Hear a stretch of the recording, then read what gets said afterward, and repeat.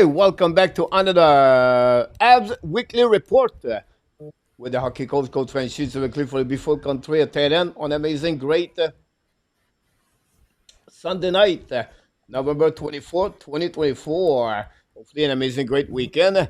And you're ready talking about the Montreal Canadiens because tonight we're going to talk about the Montreal Canadiens and it's going to be the first quarter of the season for the Montreal Canadiens. So don't go nowhere. Stay with me because tonight we'll talk about your Montreal Canadiens and the subject exactly like this: grading the Habs. I'm going to talk about the performance of the players, the forward, the defensemen, and of course the goalies. So this is the place to be to talk about tonight on the great evening of the Sunday night, and hopefully an amazing great weekend, like I mentioned to you. Don't be ready for the upcoming week for the Montreal Canadiens. They play 4 times this week, and tomorrow night we are off. If something changed, watch your notification. But I should be off. I'm going to Bangkok for 1 day and a half. I'll be right back for the game Tuesday night. Montreal play at home against Utah. Following by Wednesday, they play on the road against the Columbus Blue Jackets. So don't miss all those play-by-play. Thursday night. This is the night to be there. That's the Turkey 4th edition. I'm sorry about the years. I did not change the picture. I apologize. But this is going to be the Turkey Awards Thursday night. Join me live. Friday we do the Laval Rocket. So a busy week at the Habs Nation and the Hockey Nation. So join me live about the Montreal Canadiens. And tonight, for the weekly report, yes, he's always with me as a co-host. Directly from Toronto, back from the great weekend, is Mr. Enortap. But we're not done with Mr. Enortap. We have back in the house after he was with us last Thursday. He's from Nova Scotia. He's run the YouTube channel, the Reclander Sports, and he's back with us. Welcome, both of you, Mr. Enortap, and of course, David A.R. in the house tonight. What's up, Coach? Good evening, Devin, Coach, Hockey Nation. Welcome aboard. What's going Thanks on, so much, Enortap? both Good of to see you. you. How was your weekend, Mr. Enortap? Oh, so busy, Coach. A lot of family commitments this weekend. A funeral as well, but I don't want to get into that, of course, unfortunately. But, overall, not bad. Unfortunately, I lost the other night or yesterday. It was a bit tough to see the recap of that game, but you know what? It's I talk about it many times. It's about patience. That's what we have to preach when you're in a rebuild. You can't get overly emotional because if you do, like I said, that's the destruction of a rebuild. Awesome. Devin, how was your weekend? My weekend was good, Coach. The weather wasn't the best here. It rained all weekend, so there wasn't much to do outside. But got to go out and spend some time with some friends yesterday afternoon before the game. Watched the game. Of course, it wasn't the best game to watch, but if you're a Canadiens fan, there were a lot of fun things that went on this weekend. Michael Hage had a big weekend. Sam Harris scored a goal. Laval Rocket won again last night. So obviously the Canadiens game was not ideal. It could have been better, but it was a good weekend. I had a fun time. Awesome. You are in Nova Scotia, so do you follow or do you go to the QM game sometime or not? I haven't lately. I used to have season tickets. I used to live right in the city, and so my apartment, my apartment was, my last apartment before I moved outside the city was a 5-minute walk from the arena. So I used to go to the game. I had season tickets for about 12 years, so I got to see Nathan McKinnon and Jonathan Drouin and Zach. That team was one of the most Yeah. special experiences I've ever had as a sports fan. With it, I think they lost 6 games the entire season. Won them. I didn't, of course, go to see the Memorial Cup. It was in Saskatchewan, but I was there the night they won the President's Cup and sat, 8 rows behind their bench for that entire season, which is why, amongst most Montreal Canadiens fans, I will not abide by any Dominique Ducharme slander. So keep that in mind. Awesome. Rick Bengal is maybe not here tonight, but he live right there downtown in Nova Scotia. I don't know exactly. He's been a big supporter of the channel as a member Oh, and follow a lot hockey. So I'll I keep don't know my eye out for exactly him. what is inside of the Nova Scotia. He was at the game, Senator. Remember, it was the World Championship, right? It was World a Junior. championship. Yeah, yeah. He It actually, was. after the game, he went down the street and started interviewing some of the fans and got their Oh, cool. input from what they thought about it. So it was a good experience, something new to the channel. That's awesome. We're Awesome. going to welcome a couple of people in the chat before we start talking about what's going on in NHL and the Montreal Canadiens. First of all, Tony DeMarc is in the house tonight, followed by Claude Richard dans la belle province de l'Ontario. Dans la région d'Ottawa, la capitale du Canada, Alan Villacou sit in Kentucky. Mr. Marco wait for his upcoming season at the bowling with Iran. Randy Walkman from Calgary is back in the house. I don't know if you have still a lot of snow on the balcony tonight, Randy, but hopefully doing well. You and your wife, LDP, is in the house tonight. LDP smiling. LDP like he's right now on the peaceful way on the beach and maybe not Newfoundland, but LDP with the Buffalo Sabre is looking good. Hopefully, you don't well, you and your Sabres. PLW back in the house tonight. He's go with Logan Cooley with 2 shots and Saquon Barkley with 80 yards rushing for 2.40. Gary Conway back in the house. Gary C is in the house, the best driver. UPS and the wall. Welcome back, Gary. Maurice Robillard. Maurice is back. Maurice Robillard is in Terren, south of me. Couple hours. Maurice, back in the house. Hopefully you're doing well Welcome. with Mama. Maurice moved a couple of weeks ago. I don't know which city he is right now in Enortap, but Maurice is with us this morning. Nicholas back in the house. Nicholas is Sweden and Finland. We never know which country he is, but he's one of the two. Nicholas, welcome back. Couple of weeks without Nicholas in the center taps. Hopefully he's doing well, Nicholas. And the pizza for the Sunday night. Why not to have the pizza 603? Welcome back, Mr. Pizza. And we're going to get Joe Palota. Welcome back, Joe Palota. Hopefully you have an amazing, great weekend. Talk about of course, the Gallagher. What about Martin Beznet dans la région de Waterloo? Welcome back, Martin, or Martin. Aki, neighbor of the Randy, is in Alberta. A lot of snow over there, AK. Smiling after the big win of the Edmonton Oilers over the Rangers. Nicolas Dubois-Bonneau dans la belle province du Québec, dans la région de Sherbrooke, de retour avec nous ce soir. Welcome back. Roger Delaney, Mr. Tap, is in the house tonight. Roger, welcome. Hopefully you're doing well. Pizza, talk about Michael Edge. We'll talk about him next couple of minutes.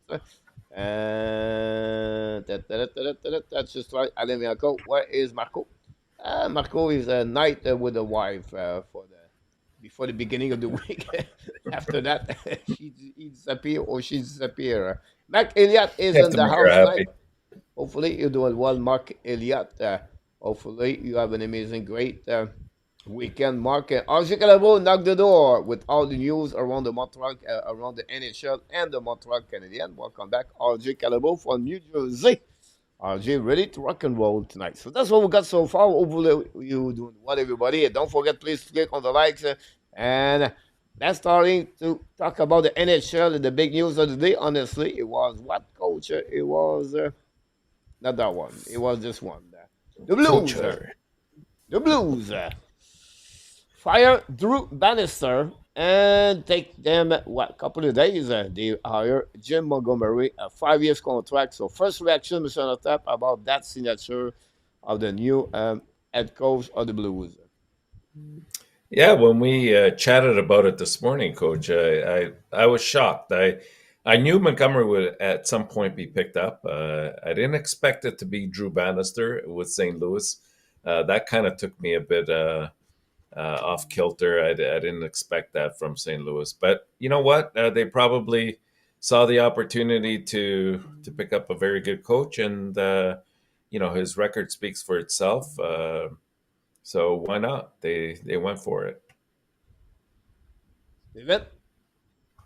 Yeah, it's. I think it's a good move. I think for St. Louis, I think it's a positive for them. He used to be an assistant coach there, so he's familiar with the organization. I think he'll do well there. But I'll never stop being amazed at the carousel or the merry-go-round of the NHL coaching world, and how you're not good enough to coach one team, but 5 days later you're the savior for the next team. Craig Berube is the savior of the Toronto Maple Leafs, but last year he wasn't good enough to keep his job, and Martin St. Louis now is the sixth longest tenured coach in 56. the entire league. Yeah, and it's just wild to me, the way that hockey teams and NHL franchises sort of are so reactionary, and that they're always feeling like they need to make a major move in order to fix something, and unfortunately coaches. I mean, you say unfortunately. I mean, I was going to say unfortunately, coaches take the brunt of that. But again, for a guy like Montgomery, he was unemployed for 4 days. So, maybe it's not that bad a deal if you're a good coach. Yeah. It's Move. always the quick solution, eh, Coach? It's always Yeah. the quick solution. Like you can't get rid of the team, so obviously the coach takes the brunt of it. You know, um, a move à la Ronald Caron. Who remember Ronald Caron? Of Mhm. course. Yeah, of course. Listen, I deep. I have someone emailed me, I don't know, on the Twitter, whatever it was. Then I go deep about that signature. First of all, Bannister have a record of 553 with a 96 game or 86 game in NHL under the Blues. Great second half of the season, or when he got higher, he finished the season with 600. Unfortunately for this year, is at 453, but he's only 3 points behind 500 mark. So I don't think so. It was a decision about Bannister work. It was more about the opportunity to have Jim Montgomery a long term with the team. First of all, secondly, Claude Julien right there on the bench. This is maybe a blow and the face of Claude Julien, but we don't know the agreement between the Blues and Claude Julien at the end of the day. But that's the signature. I think overall, this is a good, but remember, Montgomery he never win any series in the playoff with the Dallas Star and the Boston Bruins. So he is really good during the season. I think it would not be a good fit with the Toronto Maple Leaf, honestly, because they cannot win the playoff in the series. But they cannot win the series. But I would say Montgomery with there. You don't take a team like the Bruins guys. The Bruins are not the Blues are not the Bruins, right? They still have a couple of great players, but it's not like a team go all the way in the playoff yet. Shaky goaltender, whatever, Bennington and Alfer. The defenseman missing a couple of players there now. I've got a couple injuries. A little bit better, but still not. And then they Robert Thomas just back that were helping the Blues. The prospect is not bad, but the depth is not great. So look, going to be a team approximately 500 to 540 at the end of the year. But Montgomery, I think, for the long term, will be a good asset for the Blues. So I think that's my opinion about that signature. And surprisingly, Detroit, Pittsburgh, Nashville, they not move yet. The head coach was the three head coach I was expect to be fired the next couple of weeks. But we have to wait. And now Jim Montgomery is out of It's the head interesting. coach. It's interesting, Coach. You bring up, the fact that he was fired not because he's not doing that well, but because somebody better came along. It's fun. We were just talking about the cheese in Thailand and how they're the same way, right? They're with one person, but if someone better comes along, then forget about it, right? It's they're moving on to the next one. Exactly. So It's all we'll be about the money. interesting how this work about this. A little bit a quick before we talk about Montreal Canadiens, what's going on in NHL happenings on the weekend. First of all, Ottawa put on the waiver list today and make you win. We'll see if he's going to get a claim or not. maybe a team wants some kind of physicality of the players. If not, he's going to be joined the Belleville Senators. That will help him. The Belleville Senators is a good team, and physicality on the physical, I think that will help. That will bring some a lack of what they don't have this year for the Senator, the Belleville, and American colleague. Sandberg, unfortunately, broken foot, blocked a shot from the 7th St. Coast against Nashville Saturday. Is out for a minimum 4 to 6 weeks. Crosby scored 600 goal Saturday night, unfortunately, and a very bad loss of 6-1, I believe. And then Joe Thornton retired jersey 19 with the San Jose Sharks. Very interesting the career of Joe Thornton. Funny guys, he get removed as a captain at some point, maybe like John Tavares. Finished his career with Toronto, Florida, Walker, change the team. But honestly, a little bit like other players like Patrick Marleau, they make the San Jose Sharks franchise really unique because Joe Thornton, a first round pick, if I remember, and it was straight from the Boston Bruins to the San Jose Sharks, one of the biggest trade in the history of the San Jose Sharks. So, good career, 20 years for Joe Thornton, and he was retired. Earl Jersey, but it's also Sharks. So that's pretty much what we have. We don't go to go the first quarter of the NHL tonight. If we have time, maybe. If not, it's going to be honestly Thursday night at the Turkey Awards. So we're going to talk about the NHL all night long and the Montreal Canadiens. But the Montreal Canadiens have a day off today. They was not supposed to have a day off, but Martin Saint-Louis, after the game, he decided to let the players at home for a day off today. And then he talked about Patrick Laney, maybe return the next 10 days with the Montreal Canadiens, so maybe at the beginning of December. And RHP returned, but struggled. After a good game, a first game Wednesday night, he struggled during the weekend with the Laval Rocket. It will be very interesting. Now, he's finished his conditioning. It's a 3 game maximum with 7 days. So he's back with the Montreal Canadiens. And now Montreal Canadiens with him in the lineup, 23 players. So they have to put an extra L2 scratch. Mike Pesada is already there. Justin Byron is defenseman. And now they have to put an extra plus. Now with the loss of 6-2, maybe defenseman could be out and maybe a forward too. But it's really interesting what happening with RHP. So the question for those news is to ask you, Devin, what Patrick Laney bring to the Montreal Canadiens when he's going to be back in the lineup? Uh, I mean, I don't know what he'll bring as far as production goes. I think that'll remain to be seen. I think what he'll bring is he'll bring some hope and some positivity. This is something that the players I think were looking forward to coming on to the beginning of the season. They were looking forward to playing with him. They were looking forward to having him in the lineup. They were looking forward to having that guy with that stature playing with them. So, and I think also, the idea of having, six solid top six forwards now, right? You've got you've got the potential, if everybody plays to their capabilities, to have two solid lines at the top of the lineup. So again, like I'm not, I've hesitated, and I'm still hesitating to put any expectations on him as far as goals and assists and things like that.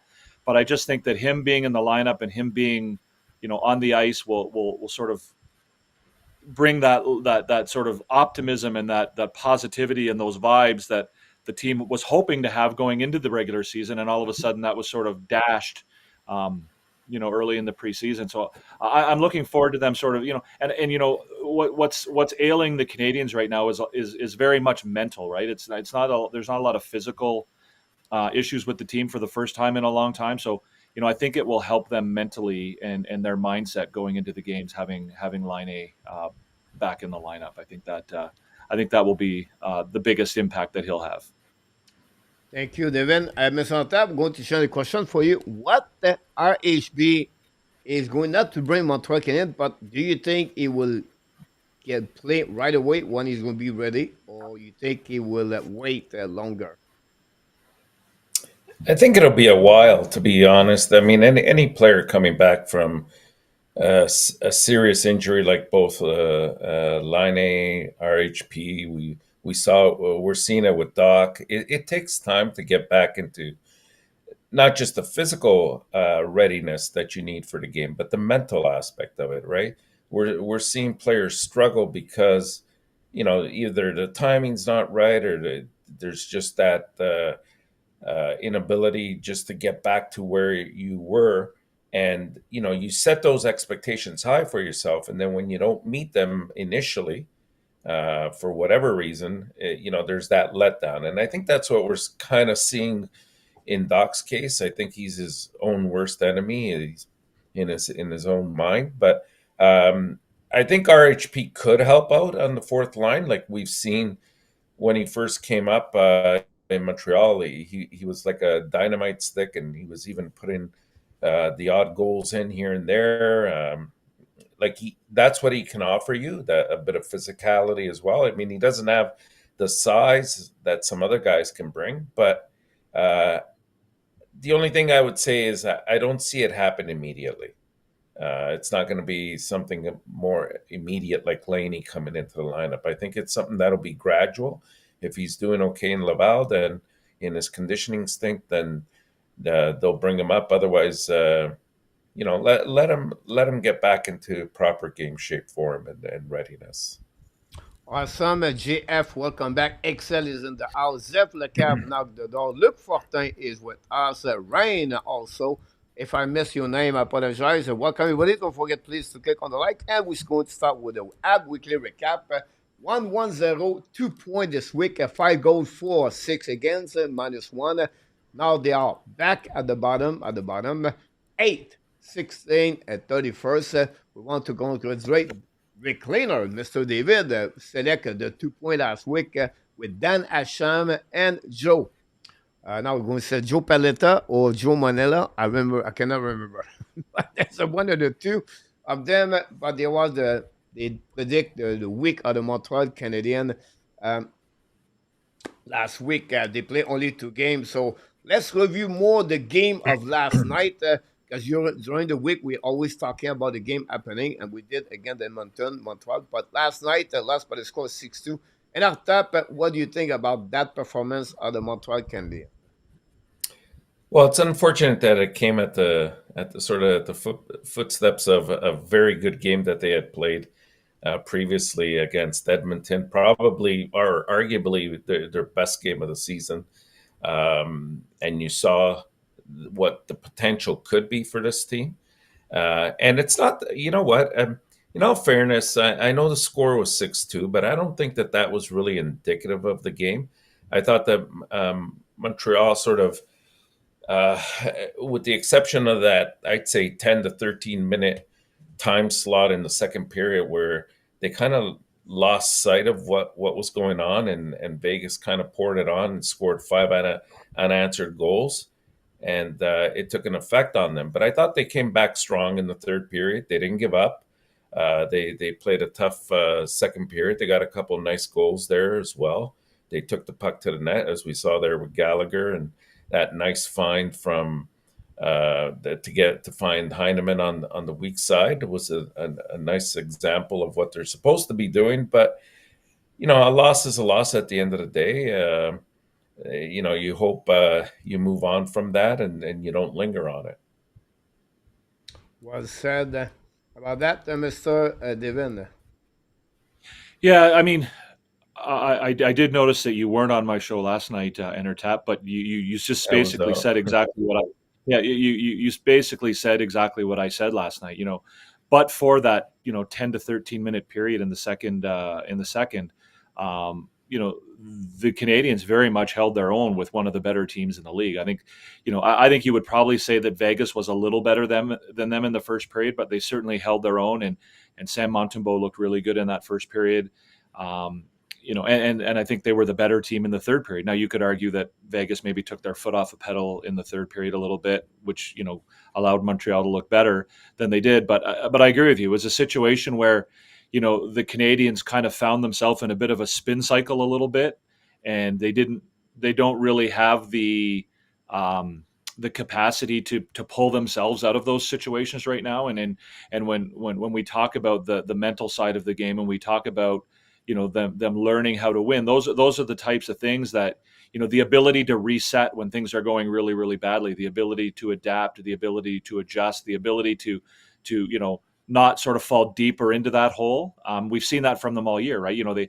They've been well known to allow a goal shortly after they score a goal, or they've been well known to allow 2 or 3 goals in a short period of time, where one goal brings them down, and instead of sort of rallying back from that, they sort of continue to struggle for a period of time. And so last night, I think that those certainly the second goal on the Kirby Doc turnover certainly sent the team. They kind of spun them out of control a little bit, and they didn't have the sort of the capacity, the leadership, whatever you want to call it, to bring themselves back from that. And by the time they did bring themselves back from it, it was kind of too late. So yeah, I mean, again, I agree with you. I don't think the score was indicative of their play. Was it a disappointment? Yes. Was it a setback? Yes. Did I want to see them continue the momentum that they had gathered from the 2 previous games? Absolutely. But these are the things that they're working on, right? And when they become a winning team and a contending team, they'll be able to carry that over, and they'll also be able to deal better with the adversity of allowing a couple bad goals and not let that ruin their entire game. Great point. How about that? Enortap want to add something? Or? No, I think we captured it there. Like I said, I wouldn't really overthink it too much. They just have to learn from it and move on. That's part of what the growing process and of a rebuild is all about. As Devin nicely capsulized there, you're going to have these kind of games, and they have to find it within themselves. They first of all they have to get a little bit more depth, and that comes with time. Secondly, a little bit more experience, players that have been there in the past that kind of are able to steer them when this kind of a storm happens, to sort of relax. And that if anything, and again, not to pick on Martin St. Louis, but if anything, that's the only area that I would hope that he improves on himself, like calling maybe a timeout at an opportune time, maybe pulling the goalie at the correct time. Not necessarily because of what they're doing or not doing, but sometimes just the mental aspect. You switch the goalie, somebody else comes in. It gives you a few minutes of breather time to rethink things through, and who knows, maybe you capture some momentum that way. Because they clearly did readjust between periods, right? After the second Yes. period, they definitely came back, and there was definitely an adjustment made there, and they didn't. Again, you could argue that maybe the Golden Knights took their foot off the gas a little bit, but they did not. They did not look like the same team at the end of the second period as they did at the beginning of the third period. So, I agree with you completely. A timeout, or the right words at the right time, from the coach or from the leadership, whether it's the captain or whether it's the veterans. Maybe you can achieve the same thing you did between periods before you've given up 5 goals, right? Great point. Hey, for both of you, first of all, you can see um, a team or what the top 10 I will say to you for the Vegas Golden Knights this season, at least, right? A mature team. So after the first period was 0-0, you play on the road. This is your third game of the last 4 nights. You want to be sure you're not trailed after 20 minutes. This was a plus mentally about this. They were not pushing more. They were just wait a patient game. The Boston Bruins in the last couple of years was a team. The Tampa Bay is another team. They are really a team patient. They wait for the great opportunity. What happening? It clicked. And honestly, they lost Montreal. It's not because Vegas was better. Yes, at the end it was better, but it was all because of the turnover, because an immaturity team. It's simple. You think about the five first goal of the night. Over the fact the first goal was like a bad coverage by the rack. Did not cover. I think it was Erdl. Anyhow, after that, it was a turnover created by Kirby Dak. After that was a turnover created by Ural Sokoski. And after that was a turnover by Jekai. And after that, it was a save with a glove by Montembeau, where he have no no doubt in my mind, he should never give the puck back after that with the say with the glove. So those stuff like that for me is immature team where they have a lack of awareness, right? You talk about puck management. Martins, we talk about the game. We tell you exactly what you have to do. It's fun option. What is your best option? Chip the puck on the board, not try to get the fancy pass through two players. You're going to intercept. You're at Sarkowski. Could be that. Accept the puck right there. Just a puck outside the zone. Use the glass. Albert Zekai send the puck to the other corners. He never knew nobody was there. He gave a puck back to the winger, pinch, and then he have a goal there. So this is about it's not about skill.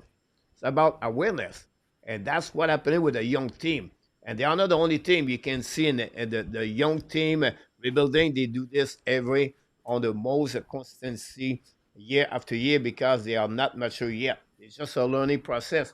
I think for me, the third period, Montreal bounced back.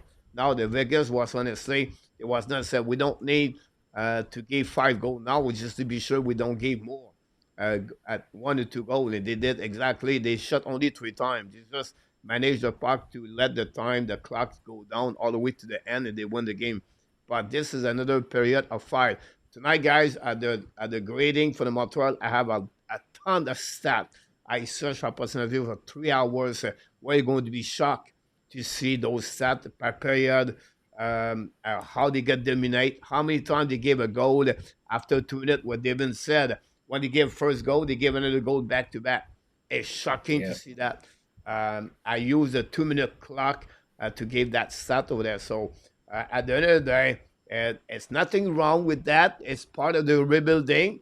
Yeah, no panicking, no panic there. People said, help to scout this player, help to scout this player. Nothing happened in Montreal with Martin Saint Louis. I will give you a little bit more information about that. So it's just a part of the process, and it's going to be a little bit a roller coaster. And it's France at the NHL to be a team in the mix or to be in the playoff close at, you know, play 94 points at the end of the year, 95 points. It's honestly the performance of goaltender. Check the best 15 team in NHL right now. Look the goalies. Look the save percentage. You're going to see at least 7, 8, 9, 10 of them are lead the goalie categories on the save percentage or the goal again average. That's just we need a goalie performing consistency. Montreal did not get that kind of goalies. Whatever Montreal before that, it was a 3-1-0 record, a save percentage on 9 something or yesterday or for slave. I cannot want to blame him, but at the end of the day, it's really the young team yesterday lost that game.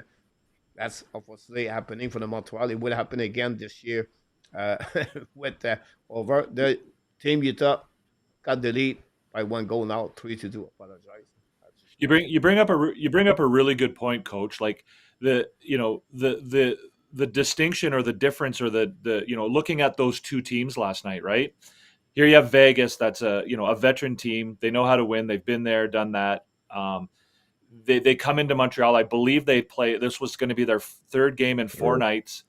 Yeah. They're playing against the Canadiens team that's young, on a bit of a roll. Who's had 5 days off since they last played, and they don't come out in the first period and kill themselves. Like you said, they go in there, they play a smart, controlled game, and they wait for Montreal to make a mistake. Right? They know who they're playing against. They come in, they know that 3 games in 4 nights, it's going to be physically difficult for them. They go in there, they wait for Montreal to make the mistakes, and as soon as Montreal kind of goes to sleep a little bit and kind of loses their form a little bit, their structure falls apart a little bit, boom, they jump all over them and they pound them and they take advantage of it and they score 5 quick goals. And then they're like, okay, well, now we can just kind of coast the rest of the game in. So, they won that game with a minimal amount of effort, right? So they're not, they not only did they win the game, but they won it without killing themselves and without sort of, hurting themselves going into, I don't know when their next game is, but they've it was a very, very low effort victory for them last night. And that's what Montreal is trying to become. That's when Marty St. Louis talks about how he wants their team to learn how to win and he wants them to learn how to be winners and how to do, like, this is what he's talking about. He wants them to look like that Las Vegas team. That's all right. Nathan, want to add Yeah. something before we move on? No, let's move on. I think I Okay. think that captured a lot.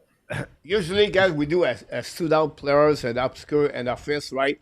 For the week. But Montreal played 2 games, but they played last Monday and they played yesterday and they lost yesterday 6-2. I think we're going to skip tonight the stood out players and obscure and office. We're going to move on with other things to talk about. First of all, guys, Martin said I was just talking about this. He won't help to scratch Doc Sakoski. Did not happen with Josh Anderson last year. If you follow Martin Saint Louis press conference after press conference last year with all the difficulties of Josh Anderson, he was always support the players. He was always said he would be back. He would bounce back. He had a bit better touch. He was always be pushed with him. And honestly, he was not like a L3 Cash who sent like Joel Armia and Laval. I don't think, from my opinion, Uriah Sakaski or could be that or is going to be held to scratch from Montreal Canadiens. Secondly, if you think about that, if you held to scratch Doc and Sakaski, the next player we got is Michael Pesetta. Why we're going to bring Michael Pesetta over Kirby Dak or Uriah Sakaski? Both of them is going to be maybe your next player for the Montreal at long term. So I don't expect that situation. Montreal, Martin's whatever he hard coach. They put them on the 4 line last night. They tried to pass a message to them. But what do you think about that suggestion? Do you think it will be held to scratch, or do you think they should held to scratch? Enortap. Well, I think for me it makes sense. Like he's not gonna scratch these guys. These are two players that you're relying upon in your future, and you have to give them these opportunities to work through these situations as they go along. Like Slavkovsky, yes, he hasn't had as good a year as he did in the second half of last year for sure, but he hasn't been absolutely horrible out there either. I mean, he's still got whatever 11, 12 points that's there, and he's working through things. Doc, like I said earlier, I mean, the injury plays a certain part of it, and right now he's his own worst enemy in terms of getting down on himself. But again, these are things you have to work through, and we know that especially for Doc this year for Montreal, it's a huge evaluation year. They have to see, what he's capable of. Can he play center? Is he better as a winger?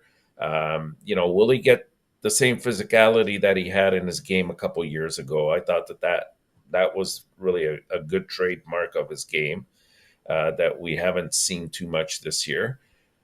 You got to give him the opportunities to win faceoffs to see if he'll work out at center. There's a lot of factors that you need to evaluate. So how do you evaluate if you're going to scratch somebody like that? It just doesn't make sense to me. I think that regardless of who your 13th and 14th players are, you have to give these guys the chance to sort of work through their issues.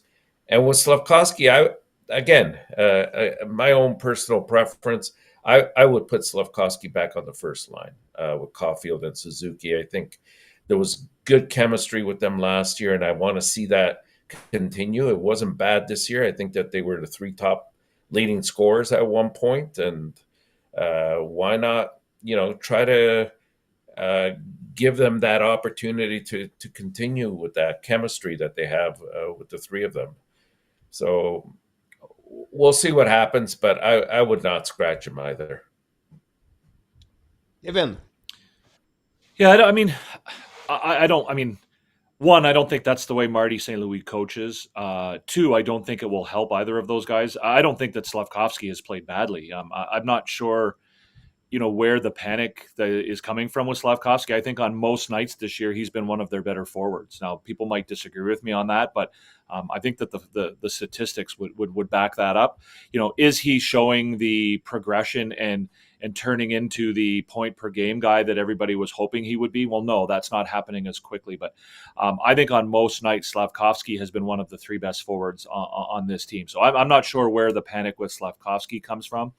As far as Doc is concerned, one, like I said, I don't think that that's the way that Marty St. Louis coaches. Two, I don't think it would help him. I mean, here's a guy who's, in a bit of a crisis of confidence, and I don't see how, parking him in the press box will help him with his confidence. The only way I could see it being beneficial to Doc to sit out a game would be, if you believe there's something sort of systematically that he's not getting, and you could put him up in the press box with an assistant coach to watch the game and sort of learn from, like, kind of what they did with Jack Eye, right? Like, they didn't bench Jack Eye because they were punishing him. They benched Jack Eye because they thought it would benefit him to sit in the press box and watch the game from up above for a couple games. So if that's the scenario, then maybe there's a possibility I could see Doc being scratched.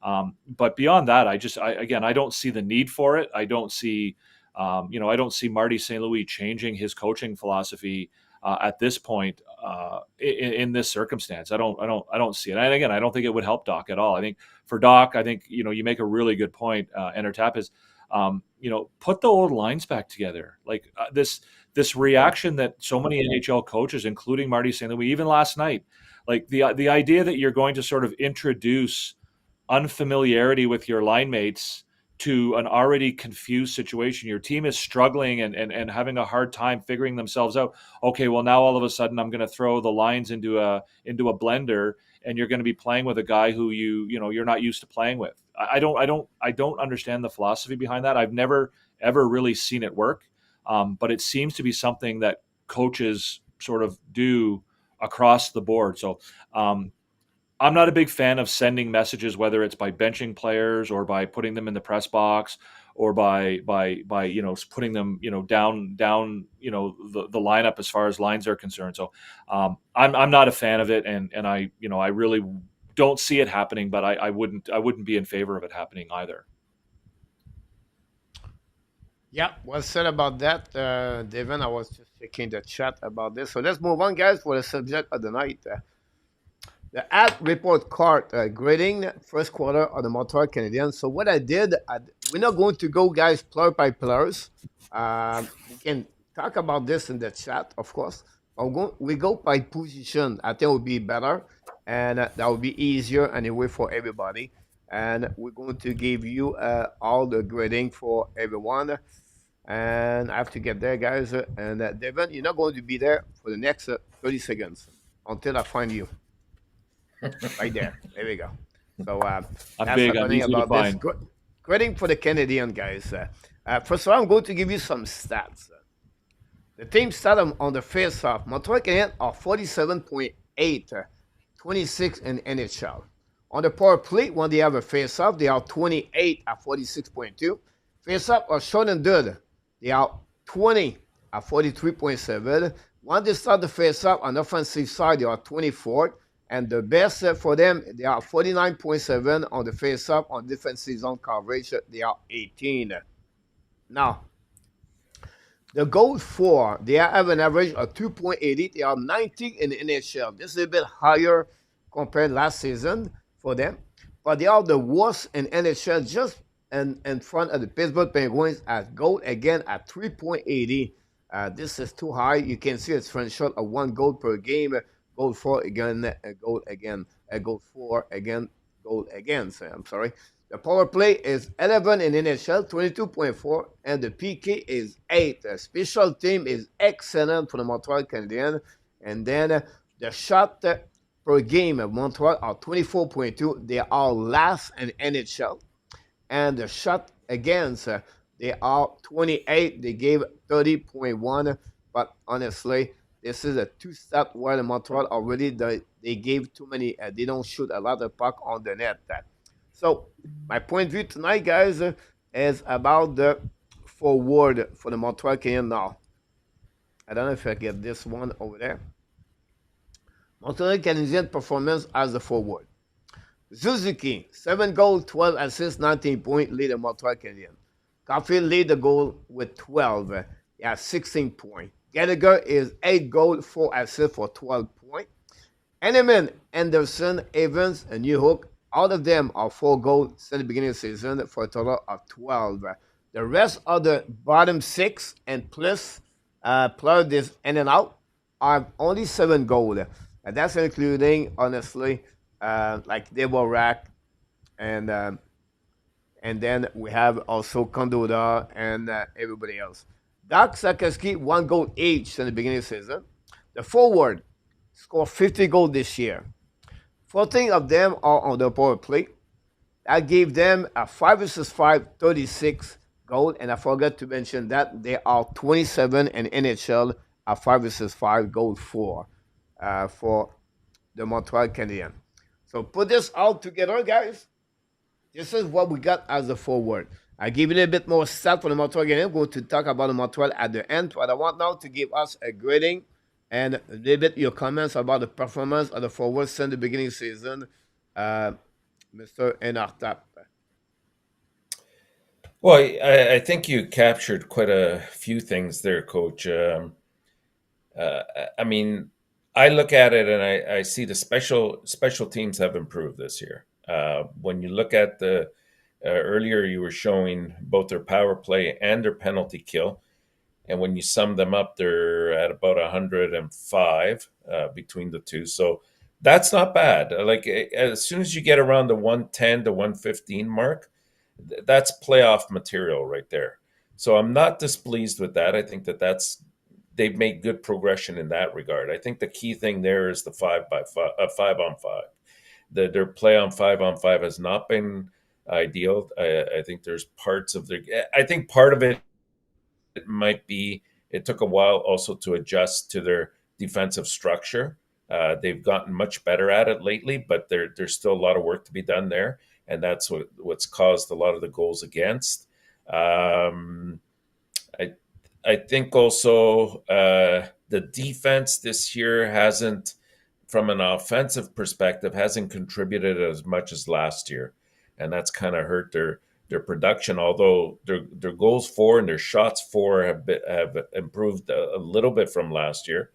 Um, Overall, the problem is they're not winning faceoffs, and last year they had a better proficiency at it.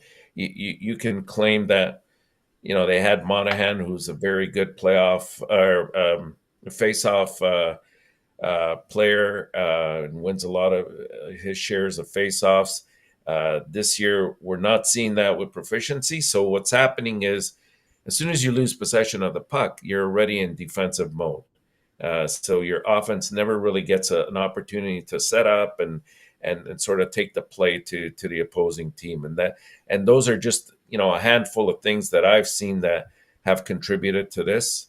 I mean, it would be nice if at times it's happened sometimes, but sometimes it hasn't. The goalies have to step up a little bit more and make that key save at key times to sort of keep the team in the game and not start to fall behind. But for me, those were some of the key items. What's your letter? Oh, is this just for the forwards? Yeah. For the forwards, I would say I'd give him maybe a C. C. Yeah. Got it. There you go. Now, Devin. Yeah, I mean, I think Enortap, I think you make a bunch of good points there, and I won't repeat them. Some of the things that you probably, just didn't have time to say because, I think those numbers bring up a lot of things, like you said.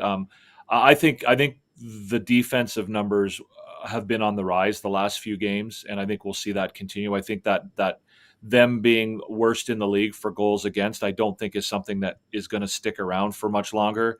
I think they've learned their system, and even last night, the first period, I thought their system looked really, really good. So I think the defense will, the goals allowed number, I think, will improve. I think another point is that I think they need to start not just shooting more, but getting pucks to the net more. There've been a number of games this year where they, had far more attempted shots than the other team, but only like 40% of them actually get to the net. So I think they need to shoot more and get more shots to the net. The face-offs, again, I mean, they don't, again, losing Monahan certainly hurts. what else? Yeah, I think that I think that those numbers will improve. I think that the other thing I guess I wanted to bring up was the consistency of the lines as well has I think been an issue for these guys. And again, I talked about it earlier, but they came into the season with the expectation that we're going to have a pretty solid third line. Everyone was talking line A Doc and New Hook or line A Doc and Roy or whatever, and all of a sudden that kind of just threw everything into a turmoil for them, and they just couldn't recover from that, and even they haven't had the injuries this year that they've had in years past, but those little injuries where Slavkovsky misses a game or two, and all of a sudden guys aren't playing with the same line mates on a regular basis, and I think that's affected them. So I think I think we will see things start to improve on both ends. If I'm grading the entire group, yeah, I guess the other thing I will say is that there's been a lot of great positives coming from the bottom six as well. Yeah, Gallagher has good played point. extraordinarily well. Jake Evans, has played extraordinarily well. I think you could even argue that Josh Anderson has played very well. These are guys that we probably didn't have a ton of expectations for at the beginning of the year, and they definitely have contributed.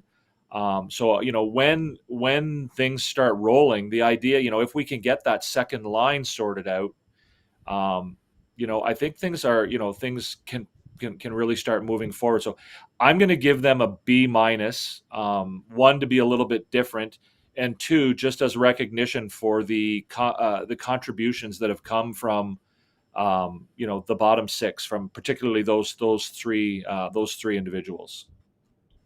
Not a bad comments overall for you, Devin. I'll be honest with you. I would say too because I go with C for me, like Enortap, because I think the defensive zone. If you think about Dak at minus 13, many of them are minus.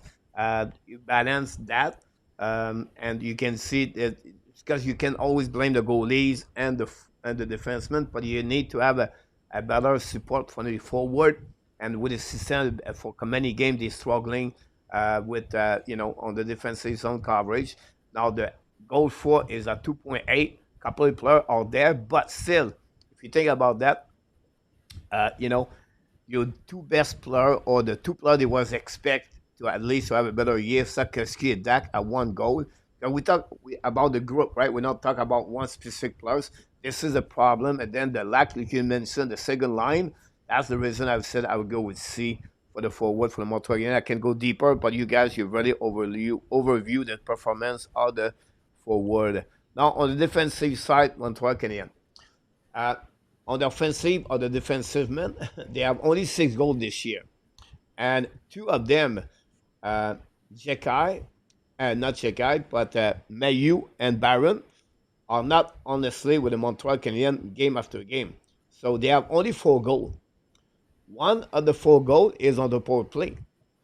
So they have only Caden Coley have 2 goals this year as a defenseman. And then you have the only defenseman have a minus or plus at 0. All of them are negative. The goal for the other defenseman is Mayu, Barron, and Mayu Barron. I missed one.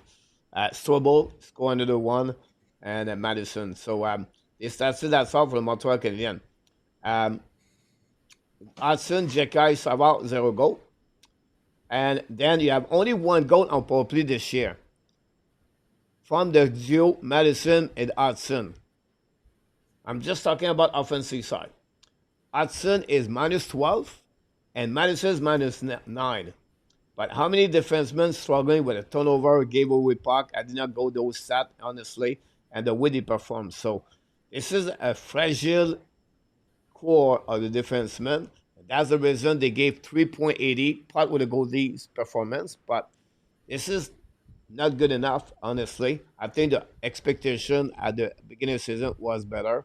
And we use Hudson. You love him. I can understand that. But you have to deal with his performance on the defensive, unfortunately, for him. But what it would be your grading about that? We're going to start with this one with Devin, followed by Enarta. Yeah, I mean, I think those numbers are pretty wild when you look at them. I guess there's a few things that I take out of that. One, I feel like that defensive group is on the verge of good things. The other thing, I when I look at those names and I think about the first 20 games of the season, what I think is that there have been times in the first 20 games of this season when every guy that's listed on that list looked awesome. And there are other times when they've looked terrible, right? Hudson has looked spectacular at times, and there are times where he looks like a 20-year-old rookie. Jack Eye, came out of the gates and struggled. But I thought he's looked really, really good the last 4 or 5 games. In fact, I thought he's looked, to be one of the best defensemen on the team. Matheson has, had really good games, and he's had really bad games. Struble, I think, has come along to become, a very steady and solid NHL defenseman. So I guess what that tells me is that these guys all have the ability, but they've just been quite inconsistent through the first half of the season or the first quarter of the season. And again, I think that might also be a reflection of them having to learn a new defensive system. And I think that as they become more comfortable, to me, that defensive system needs to just become more second nature for them so that they don't have to think about it anymore. That's sort of where they're getting. I mean, the only guy who on that list who I would say has probably been consistently good the entire first 20 games, despite missing a few games, is Gooley. Cool. Gooley, I think I don't recall Gooley having very many bad games, if any. But the other guys have been up and down. So again, it's the same as with the team as a whole.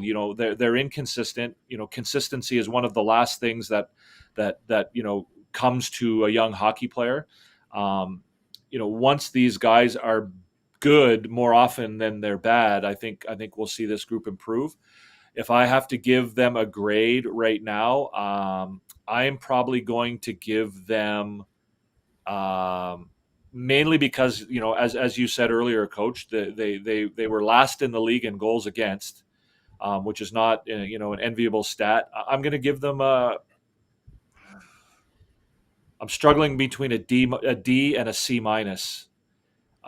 I think I am going to give the defense a C minus. Yeah, I'll give them a C minus. You pushed me over the edge. I'll go with a C minus. I mean, I think a D. I think a D would probably be just as fair. And again, it's not an indication of what I think they're capable of. It's, I think, more of an indication of what they actually did through the first 20 games of the year. So. And Enortap, want to add something, and finally, your grading for the defenseman.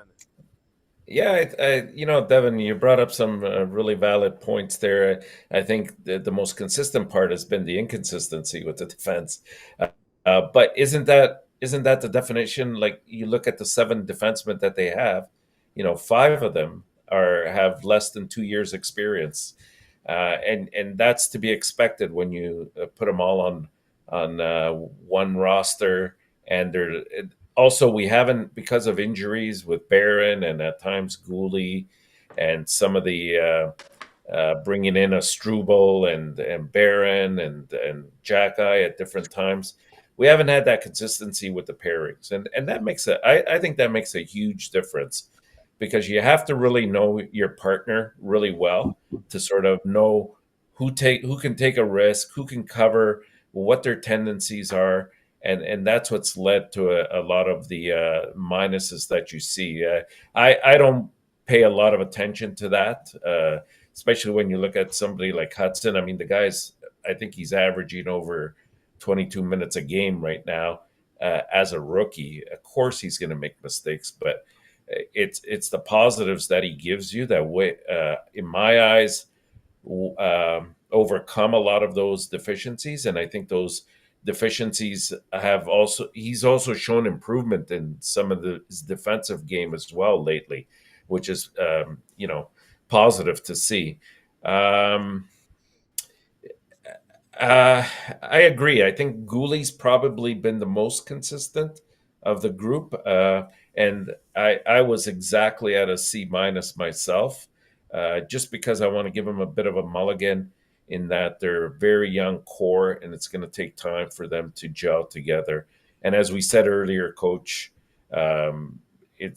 we're starting to see the defensive structure a little bit better. I know it's it sounds inappropriate when they allow 6 goals, but that's more of an anomaly in trying to learn that they have to come together a bit more when they get in situations where the other team is pouring it on. Like you have to sort of tame the waters a little bit. But as a C minus is fair in my eyes. Can I just add one quick thing about Hudson too? The one thing I want to say about Hudson, and it kind of piggybacks on what you were just saying about what I like about him is that when he makes mistakes, it's usually because he's trying to do something right. You know what I mean? Like Right. it's because he, whether it's not usually him looking confused, or he's floating around, or he's not, it's usually because he's tried to do something positive for the team. And I think he's learning, when to take those risks and when not to. And I think that's changing. And I would much rather have a young defenseman like that who is trying things and is comfortable on the ice, than one who, the comparable would be a Justin Barron, who makes mistakes because he's timid and because he's hesitant and because he doesn't appear to be completely confident out there. I'd much rather see a defenseman who's making mistakes because he's doing things and trying new things, than one who is sort of struggling because he's scared, or like a deer in the headlights a little bit out there. Well said, both of you, about the defense Montreal Canadiens. I think a couple of people in the chat said a lot of great comments about the team, and I always said, David, for me, it's like the word consistency was really what I pay attention when you said about the performance of the defensemen. But again, um, the reason I go with C minus too is because, and very close to D, but I go with C minus. Um, you have the inconsistency because the defensive coverage, right? Losing battle, gave away puck, turnover, awareness, who to cover, and one is the decision making on the cap control at the pinch. How many gave away, how many 2 versus 1 they gave, how many breakaway they gave. It starts with the defenseman. I understand the F3 have to be there, and unfortunately we have a young core, and we have to pay the price. Mistake by Lane Hudson, but he give you so many things to other side, right? But Lane Hudson, then you have Mike Madison that play approximately after the game with injury. Kenan Coley played missing 6, 7 games. He took him about 4, 5 games to recovery, and they switched back on the left defenseman, helping him a little bit better. Um, and then after that, the bottom, Justin Barron never found his groove yet. Jakai's couple of good games recently. Yesterday was not good. And then you have Jadis Swabble, a really good training camp. He took him about 12 games before he picked up back again better for the Montreal Canadiens. So put this all together, guys. David Savard, one of the 2 games better. He's good. The rest is slow. This is the reason why they have some C minus, maybe D plus. That's the reason they gave 3.80 at the end of the day as a coverage for the defenseman. And we don't have offensive like last year, and David and Enortap. We was one of the best team last year with the most goals by the defenseman group, and they finished third, I believe, behind the Pittsburgh behind the Avalanche last season. And this year, we have 6 goals and 20, You didn't 20 like games. It's a you didn't like structure, Jack though. last night, Coach. What? You didn't like Jack Guy last night. No. He, like other defensemen, remember he gave the goal number 4, I believe, or number 4. The pass he bring on the board, and nobody was there. It was pinched by the Vegas. He scored a goal. For me, like the defenseman last night, he was not really awareness about this. He missing a couple of pinch. He gave a 2-1 at some point. It was not his best game, and his last 5 games, I think, he have a really good couple of games He's before more that. consistent. Yeah. For last night, for me, he was not enough for me for them. But he was not the only one. have a lot of Yeah, crack. no, yeah, I didn't see that. I didn't see that from him. I just like I'm not. I just it's interesting that you saw it differently than I did. Yeah, I yeah, didn't think any of the defense played particularly well, but I thought he was okay last night. But maybe I missed a couple things. yeah. That's not a big deal about that. So that's what we got for the Yeah. defenseman for the Montreal Canadiens guy. We'll move on for the goalies. Whoa, here we go, guys. Be ready because it's not pretty. The goalies, the team have a 3.88, 31st on the goal against. And Montreal records 691, 3.08, 46 on the goalies. And the minimum goalies I put, guys, is 4 game. Then the save percentage is at 899, and they are 42 in NHL. Primo, 121, 459 is 73 on the 36 goalies in the NHL, and his save percentage is at 842, is 67 on the 36 goalies. On that Primo stat, I did not remove the goalie with 1 game, 2 game, 3 game. I put everybody there, the 36. So that gives you guys not good. You see a Montebo good 1 game, good couple of game there, 2, 3 game, and then back where he was. And at the end of the day, this is a group of goalies struggling since the beginning of the season, and they are the one of the worst in NHL as a duo. So this is what you got, and that's the reason why they are Montreal 7-11-2 since the beginning of the season. And this is your time now in our tab to give us a little bit an evaluation of the performance of the goalie for the Montreal Canadiens.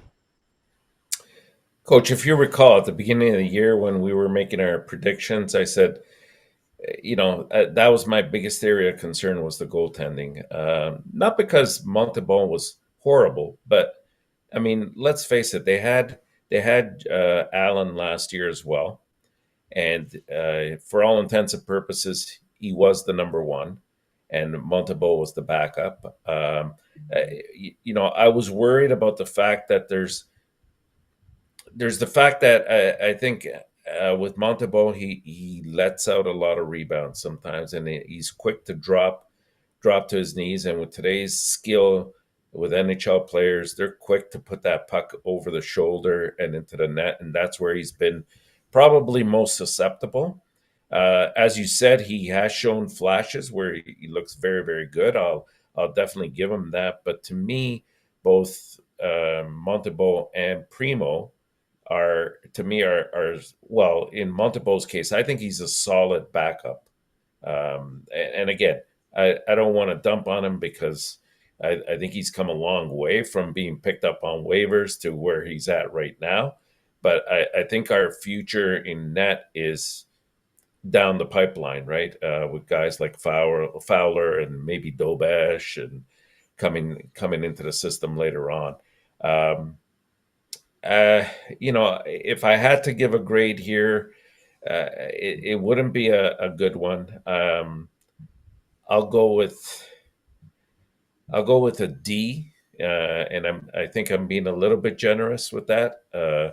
I just thought I thought that there were points where they could have kept the team a little bit more in games, but when you let up a couple of easy goals in one particular game, when you're already behind 1-0 or 2-0, it really deflates the rest of the team. And they're a very young core that don't know how to navigate those waters just yet. So that's why I went with that grade. Even Yeah. I was going to say that the defense hasn't done the goaltending any favors this year either. And I'm noticing a few people in the comments, Nicholas and Rabinov, saying the same thing. So they kind of beat me to the punch on that. I think that the struggles that the defense have had, and in particular them having to learn the new defensive system, has had a real impact on the goaltending. I mean, typically to me, again, not everybody agrees with me on this. Typically, a goalie, is as good as the defense that's played in front of him. Obviously, some goalies are better than others, but for the most part, I think that if your defense is playing really poorly, your goalies are also going to struggle. There was the one game, and I can't remember who it was against, where Montembeault just completely lost the game for the team. He let I think he let in. It was the first. Was it the Seattle game? Maybe Maybe. or the Ranger game, maybe, Yeah, or it was was. that? Yeah, one of those. Yeah, it might have Yeah, been. It was in any event. It was a game where he was clearly to blame for the loss. Where he allowed, I think it was in the first period he allowed like 3 goals above expected in just one period. But beyond that, he hasn't looked terrible. He's obviously looked spectacular a couple times. The first game of the year, he obviously looked amazing. He's looked pretty good in other games. But again, it's consistency. It's the word that keeps coming up. Whether we're talking about the forwards, whether we're talking about the defense, whether we're talking about the goalies, it's about consistency. I just it's something that hopefully will come. I think he's a capable starting goalie in the NHL. I don't think he's the kind of goalie who's going to carry a team. He's not a top 10 goalie in the league, and I don't think he ever will be. And as you point out, Enortap, he's kind of a bit of a placeholder right now. Hopefully, for when guys like Fowler and some of the other guys come along and fill those spots. As far as Primo goes, I mean, I'm hesitant to jump all over a young player like that, but he really has done absolutely nothing this year to take advantage of the opportunity that he's been given. And at 26 years old, I think now his you can't say that we always talk about goalies taking some time to develop, right? Goalies don't always, it's rare to see a 21 or 22-year-old goalie that develops into being a solid NHLer. Well, those days of being able to say that about Caden Primo are coming to an end. Like, he's not, this goalie who's still young and we're waiting for him to turn into what he's capable of being. And I mean, he showed signs at the end of last year, but at this point, to me, and I've said it already, is it's a situation where do you put him on waivers and take the chance and see if he'll get picked up? I do think he will get picked up, unfortunately, and I don't think that the Canadiens have enough goaltenders in the system for for them to be able to risk him being picked up on waivers. So I would love to see another goalie get a chance to come up and play that backup role.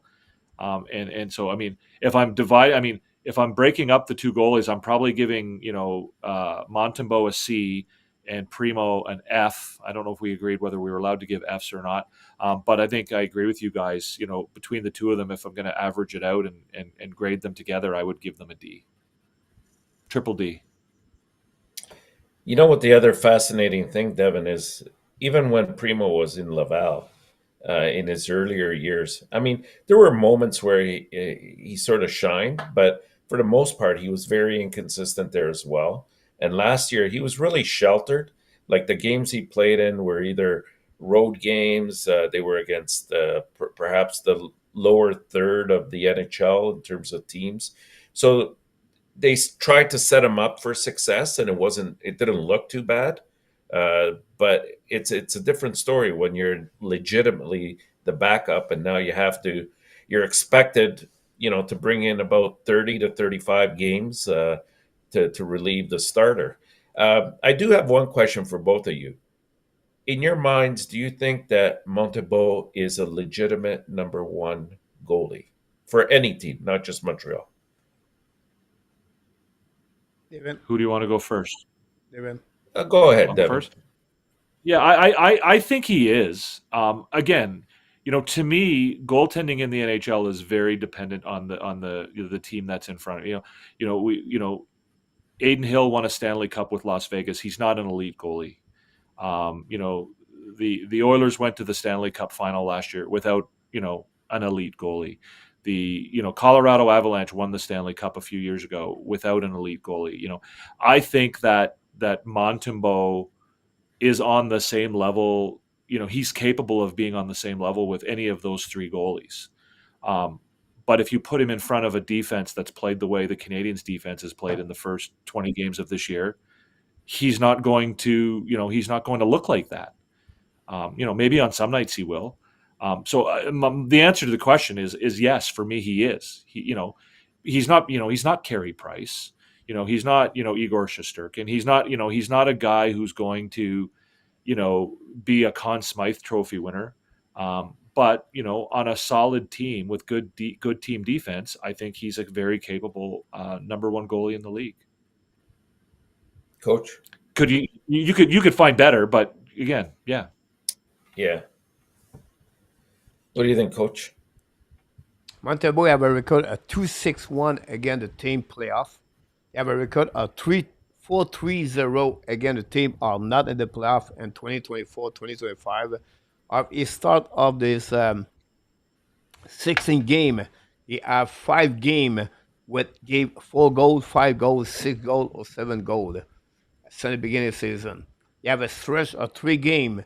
2 time is doing 9-5, 9-500, or 9-4-3, or I can go all the way like that. So the resume of Montembeau guy is inconsistency. The to go like to be a goalie number one, I believe, in my opinion, you have to deliver at least 8 great start every 10 start. I think this is what would be my ratio in NHL. If you can go that, but I think you can consider a goaltender number one because of his inconsistency. I understand that Montreal have not great defensemen, and I can go the way. But because if you look, many of game he gave a bad goal, a soft goal. It's happened many goaltender, but I think for to be a goaltender number one, with the Edmonton Oilers example, or with any other team, Montembeau have to show more is a consistency to prove it. And that's we don't have that lack of we don't have enough data for Montembeau, whatever is be for the game. Now to be with a better team, I'm pretty sure Montembeau have a better stats. For me, when I see Montembeau, the similar goalies I see in NHL is Laurent Brossoit with the Winnipeg Jets or now with Chicago Blackhawks. Now, Brossoit have an amazing, great career, a great year last year with the Winnipeg Jets. But if you put Montembeau on the right team with a solid defenseman, Montembeau could be a good goalie. Said that, Brossoit is a backup number two. He's not goalie number one. So, in my opinion, Montembeau is a solid backup number two. It'd be better for him if you give him a game every 4 or 5 games. If you look about his performance last year with 3 goalies, it was better because he was not overloaded. This season, he have a 3 game, have a good rate. They have a 3 game, have a bad rate. And I think this is the reason I think Montembeau is a good backup number two. I don't see a goaltender number one in NHL at this moment. Everything could change even in our tap, performance of the Yeah. players reach at that age, get better after that. But at this moment, I don't see Montembeau a goalie number one. Yeah, I mean, it may happen down the road. I tend to agree with that, Coach. I think he's an absolute solid backup, and maybe that's what the intention is going forward for Montreal, in with the intent that when Fowler comes in, and hopefully it's at the right time when they're ready to compete and also be in a playoff position and challenge. That's exactly where he'll be. But goalies are finicky, eh? I mean, if you think back to Montreal, like we gave up on Lindgren, we gave up on a couple of other goalies that have gone to other teams that have performed decent. So who knows? Like he may improve moving forward. It's just right now, I personally don't see him as a true number one. Here we go. Team stat for the Montreal Canadiens. We saw the couple of stats earlier. I'm not going to repeat that. Go to the power play on that. But I'm going to add more stats for you guys for Martin St. Louis, the coaching staff. But first of all, the team stat. The record is 7-11-2, 8 at Division Atlantic, 16 conference, and 31st in NHL. Goal again out the 20 game, 6 game. They gave 6 goals a plus this year. It's 33% of the game. They have goal again 5 game with 4 game a plus. 11 game have 4 goal a plus, guys. Since the beginning of the season is more at 55%. Goal 4, they have 6 game with 4 goal a plus only. Goal 4 with they have 9 game at 2 goal a less this season. Half of the game. Goal for with goal average of 2.80, 19 NHL, like I mentioned. Goal again are 31st NHL. The power play is 11, 8 on the PK, and the shot are 32 and 28, like I mentioned to you a little bit earlier. So I'm not going to go back, but they'll give you a little bit more. What the performance, guys, one is bad, is really bad. And when they are not scoring goal, they don't win. So that'll give you a really deep of the Montreal Canadiens, what they look like on the goal for and the goal against. Last year, remember, guys, they have 44 game, I believe, by one goal this last season. A differential at the end. Not done yet, guys. More stats. The Montreal Canadiens stat, the scoring first, the record is 7-2-0 when they score the first goal. When the opponent score, guys, they are 0-9-2. When they lead at the second period, they win 7-0-0. When they trail, if the team cannot come back, 0-9-0. They have only played 2 games of the 20, guys, 2-0, a record transition of 1 goal. They have a record of 2-0 this year. Last year, 44 games. If you go by the pace, right now it's about 9 games this year. They're going to play only 1 goal transition. The goal transition after first period, guys, is -8.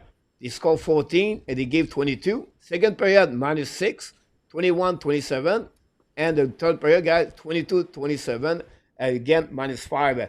The shot per game transition, guys, they are -119. So the opponent team shoot the time, guys, 119 times more at the Montreal Canadiens. It's right by 20. But they give you a little bit a 6 more shot per game average against the Montreal Canadiens. I'm finishing right there, guys, with the last one. The Montreal Canadiens stat per period. Goal again. 16 period they play.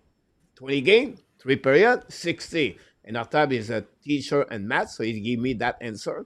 39 goal period. They played 39 good period with 1 goal or less of the 60. 18 bad period, 2 or 3 goals since the beginning of the season. And they have 3 worst period this year. 4 plus goal they give. 2 times 4 and 1 time 5. It's happening Saturday night. 6 first period with 2 goal a plus. 9 third period with 2 goal a plus. 10 time goal again, guys. 2 minutes or less. 10 time happening this year. So they gave a goal, like Devin talked earlier, and they gave another goal in the last 2 minutes after that. 10 times a 20 game. That's bad. 1 goal game, 2-0, like I mentioned to you. And the goal differential, you can see at the bottom of that one, guys, the rest of that stuff for the Montreal game. So, per period, guys, if you calculate this, of the 60 period, 39 good period, it's not good enough, honestly. 18 bad period, you give 2 goal per period, guys, it's not good. So you get dominate, honestly. And then you have 3 worst period, guys, with 4 goal a plus. So that give you a bit a deeper stat of the Montreal Canadiens for the staff coaching with the performance of the team per period, per shot, goal for, goal again. So I'll go a little bit more deeper about search. So Devin, I'm going to start with you about the great or the coaching staff of the Montreal Canadiens from the stat you see and maybe your own opinion since the beginning of the season with a record of 7-11-2. Yeah, I mean, this last page of the stats really tells me a lot. Like, they, like you said at the very beginning, you said when they're good, they're really good, and when they're bad, they're really bad. And so when you look at 39 good periods out of 60, it's like they're playing well, but then they lose so much in short periods of time, right? They'll play a game where they have 2 good periods where they're the better team on the ice, but during that other period where they're not good, they just are terrible and they get blown out of the water. They don't just allow 1 goal at a time; they allow 2 goals at a time. And so this is, I think, the mental side of the game that the team is working on. This is, so again, if we're bringing this back to the coaching staff, we hear Martin St. Louis talk all the time in the press conferences about how, we're trying to teach these guys how to win. We're trying to teach these guys not to do things that help the other team. we're trying, what do you say at one point, so they don't throw up on themselves, I think was what he was talking about after one of the games. So this is I think what he's talking about, right? Again, I'm not a math teacher, but 2 out of every 3 periods, they're only allowing a goal or less. But during those other periods, they're getting blown out of the water. And again, it's about consistency, right? And it's not just consistency from game to game; it's consistency within an individual game. Have you played a full 60 minutes, or did you only play 2 good periods? So, I am not going to criticize this coaching staff. I'm fully on board with the rebuild. I'm fully on board with what they're doing. I'm fully on board with their plan. Obviously, there's a couple of things that I would criticize. I think I did it earlier when I'm not a big fan of shuffling lines. I feel like I say they, I mean, I guess it's Marty St. Louis that's doing it. I feel that they resort to that a little bit too easily and too often for my liking. I do think that Marty St. Louis has improved a little bit on his in-game coaching, line matching. We obviously talked earlier, Enortap, you mentioned it, about, possibly having called a timeout at the right time last night might have made a difference. I think there's little things like that in game that he could work on. But I really love Marty St. Louis and his philosophy on coaching. I love listening to him talk about the game. I love listening to him, hearing his passion for the game and his passion for his players and his passion for what they're doing. I love that he's a coach who doesn't coach, in a punitive way. He's not a coach who's, I could talk about the things that he talks about, not always going in to talk to the players right after the game, because he doesn't want to say something out of emotion that he might regret later on, or that might hurt them as far as their progress and their development goes. He talks about, not benching a guy because he makes a mistake. Sometimes you put him right back out on the ice because, sometimes it's better for them to learn from that lesson than it is to sit on the end of the bench and stew about it. So I'm not going to criticize Martin St. Louis. I think he's one of the best coaches in the NHL. I think he's phenomenal. I love that he's, bringing a new philosophy and attitude and personality to coaching that, has never been there, not in this organization especially. Have they had success this year? No. Do I think that that's the coach's fault? I don't. I'm going to give, if I'm grading the entire coaching staff, I'm going to give them I'll give them a B. I'll give them a B, and it's largely on the backs of the fact that I think we are seeing improvement. We are seeing them get better, and we are seeing the team learn the things that Marty St. Louis is telling us that he's trying to teach them. Right? We've seen them, get better at the defensive zone system. Arbor Jackeye is a good example, right? A guy who, I thought what he did with Arbor Jackeye was fantastic. Arbor Jackeye has looked very good of late, and he looked lost earlier in the season. So I'm not going to blame any of the struggles of the beginning of this season on the coaching staff. And I've talked far too long about it, so I'll leave it at that. I'll give the coaching staff a B. Enortap, do you think Devin is too generous, or you think he's right? I think some of his points are very valid. I'm not going to disagree with that. I just have right now a hard time looking at those stats and validating it with a B. That's my only concern. Although, in all fairness, I do see improvement. Like I think as well that Martin St. Louis is very good with the team. Is there areas for improvement? Absolutely. But I think that he really tries to look at each player from an individual perspective. And when you look at his own career, there's times when he's struggled himself, when he's come from odds being against him. And this was his opening statement to the team when he was introduced as the coach. He said, I absolutely understand where each and every one of you are coming from, whether you're a star player, whether you're a struggling player, whether you're an aspiring player. and because I've been there myself, and I have that knowledge to sort of base my experience on it. So that from that perspective, he's good because he can deal with the players one on one. And we said very often that his biggest asset is communication, right? And I think the players really respect that. And as long as you're not losing the room, you're not losing the team, and they respect that, then you're going to be moving forwards, right? Um, like the areas that I'm a bit concerned, and this is part of his growing process as well, coach, is he has to learn how to react a little bit more in game situations. We talked about, yes, things like timeouts, maybe switching the goalie.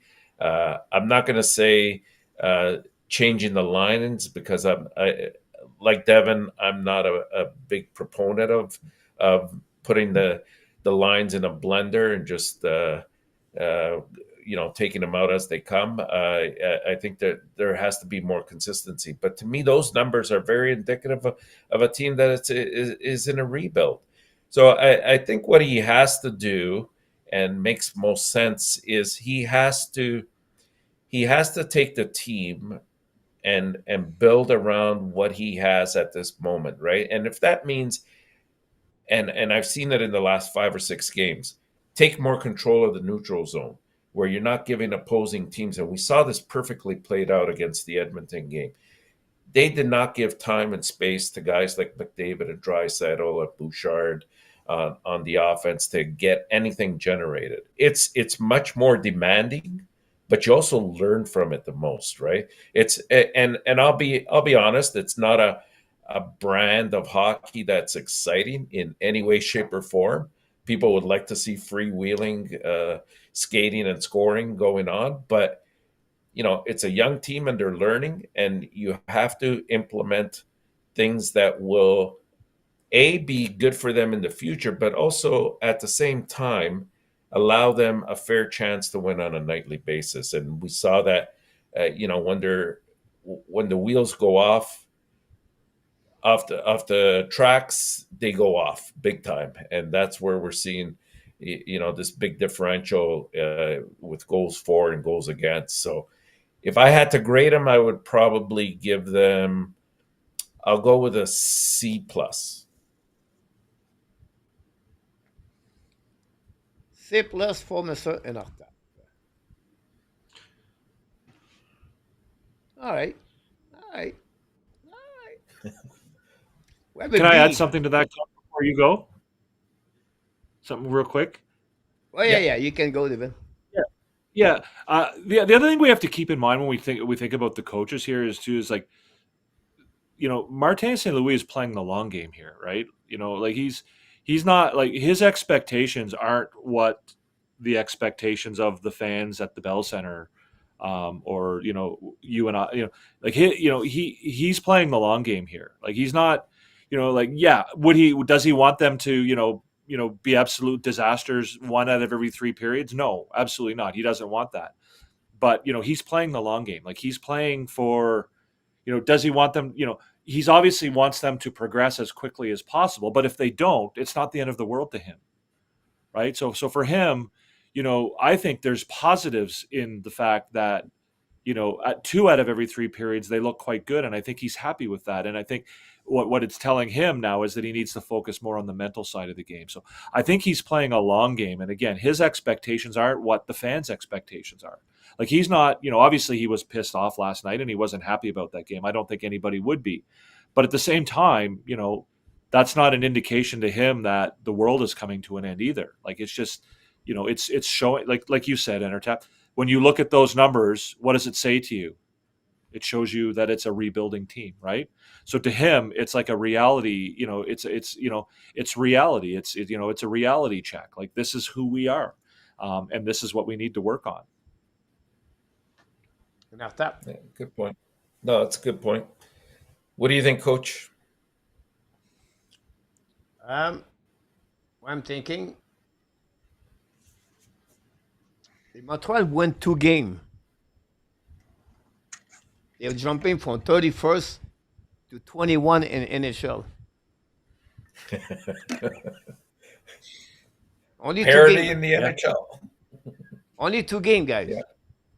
You only win two games. You talk about a team now is going to be 9-11-2, and you're going to be from 31st to 21. Not bad. You're in the mix at that moment. So because of two game, this is a really bad rating maybe for Martin Saint Louis because of that. Now, if you evaluate that, you have to go consideration where the team is today, at consideration where the players are today, and what he tried to fix and what he tried to improve as a team compared to the last two seasons. For me, yeah, and then you have the game plan, then you have the system plan, and then you have the management plan. And this is about the management during the game.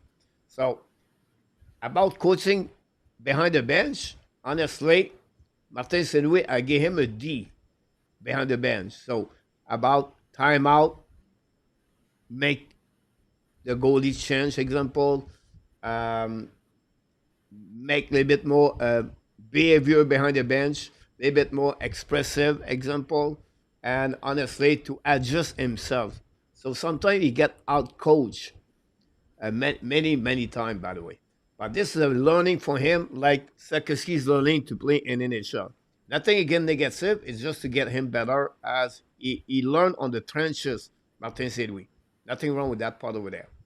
He fixed the power play when he said going to be in charge.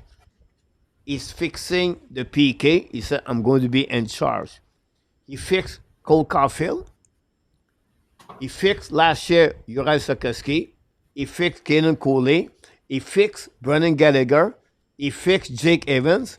And Josh Anderson, he bounced back this year. And that can go away. He fixed individual player more and more. Is it perfect? Not at all. But Connor Bedard had 3 goals this year. That's part of growing as a coach, as a team. And for me, you have to give credit for Martin Louis what he's doing behind the bench.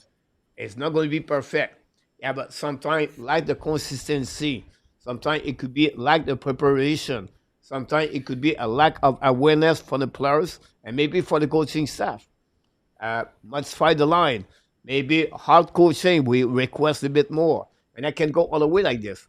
At the end, if the players progress, develop, and the team getting better, it's a long season. It's not only 20 games. We're going to define Martin Saint Louis until the end of the season. We're going to see what the team will look like at the end. You have an injury part of Patrick Laine plan. You have Kenan Coley injury. You have well, the situation with Jake Evans as a second center, the lack of Kirby Duck, the lack of Juraj Sakowski, I can go away. The lack of Mike Madison at some point, David Savard. So, said that, I believe for me, I'm going to be tougher to all of you. I'm going to give a C for Martin Louis this year. A C minus would be a little bit more appropriate, I believe, but I would go with C for that. Because you have other flip side, I think you have to consider what Martin Louis bring. We don't see during the game. I'm talking about practice wise, talking behind the wall event. We don't see how he talk, the communication, and how he prepared his player one by one. Those is never show on the camera, Devon. And he passed hour and hour to teaching those kids. And I think that's what make Martin Saint Louis special. Right now, I believe Martin Louis is a right coach with where they are the Montreal Canadiens. And 3 years, I don't know. Because that will be another roster construction, another lineup, and you're going to adjust. But right now, I think the Montreal Canadiens players cannot have a better player to teaching them to become a professional hockey player in NHL. That's his friend right there, to become a professional hockey player. So when I said that, David and Enortap, I'm talking about the work ethic, how he had to learn, and to challenge them daily, day out, and day in, day out, to bring positive, constantly, enthusiasm, bring a kind of culture behind. Is it reflect because they have record a 7-11-2? It's not because last night they gave 4 of the 5 goals or 5 to 6 goals because the awareness or the performance of one specific players. It's a learning process about that. For me, that's the reason I gave him a C. Maybe I get a little bit more far deep about Martin St. Louis, but that's my overview on Martin St. Louis and the staff of the Montreal Canadiens. We need to improve the goal against. We need to improve the zone defense, zone coverage. We need to improve the puck position, the puck management, the decision making. This is have to reflect, guys, not only the coach, but also the players. The players have to be accountable, like Martin St. Louis is. So that's my reason I give him a C. Now it's your turn to give me. I agree or disagree. Yeah, no, I agree with all of that, and I don't disagree with any part of it. Even though our grades don't match up, I think you raised a really great point, Coach, when you talked about we don't see what goes on behind the scenes, and one of the things that I like about Marty St. Louis is the environment that he's created for these players and the relationship that he has with the players, and he talks about a family, and he taught this isn't things that we're used to hearing from hockey coaches. And if you'll allow me just for a minute, there was an article written on NH. It's actually not an article. NHL.com. Uri Slavkovsky writes a diary kind of thing, where he puts a diary entry every so many weeks or whatever. And this is what he wrote about Marty St. Louis last week. I think we have a great relationship with the coach. He tests me a lot, and what I think, and what I think unites us in patience. We both hate defeat. Sometimes we perceive things differently, but we communicate well with each other. He motivates me significantly, and we talk a lot, especially in the last few weeks. He tries to help me, for which I am very grateful. In the game against Columbus, he sat me down for a while, but I had myself to blame for that. When I was approaching the bench, I broke my hockey stick. In addition, I made several mistakes and lost the puck several times, so I was angry with myself. It was a real lesson for me. Overall, my serve wasn't too bad. This is translated from Slovakian. So overall, my serve wasn't too bad, but I did some stupid things and it cost me. So that's the kind of relationship that when you've got a 20-year-old player on your team and he speaks in that way about your coach, I think you've got a good coach. And obviously, you want, results on the ice, and but to me, this is what makes somebody a good coach, is when their players talk this way about them. That makes you a good coach. Win, lose, or draw, you're building young men, and you're building young hockey players into something better. And to me, if my coworkers or the people that work under me in my job spoke to me like about me that way, I would feel pretty good about the way I was doing my job. Well said. And after, Yeah, yeah, you're right, Devin. And it's about taking what your vision is for where you want the team to move towards and selling that to your teammate or to your players. Because if you don't have the buy-in, obviously there's going to be a lot of pushback. But it doesn't seem that way here. Like again, ultimately, who knows behind closed doors? But I don't see it. Like you would see it in body language, you would see it in snipey remarks that are made, in conferences sometimes, press conferences. But there's none of that. And so as long as you have the respect and the proper mindset of the players, then you can move forward. And I think that's the biggest challenge. And one thing about Marty that you can say for sure, without a doubt, is this guy has been a winner all his life, and it hasn't come easy for him. And he sees this as a challenge moving forward. And we'll see how well he can navigate it. But I think that he's the right coach to have in place right now. Not only are the players buying into it, they're defending it, right? Like when they and they're not, they don't make excuses for themselves. If you saw Slavkovsky be interviewed after the game last night, he said, I was shitty, I was bad, I wasn't good Yeah. tonight.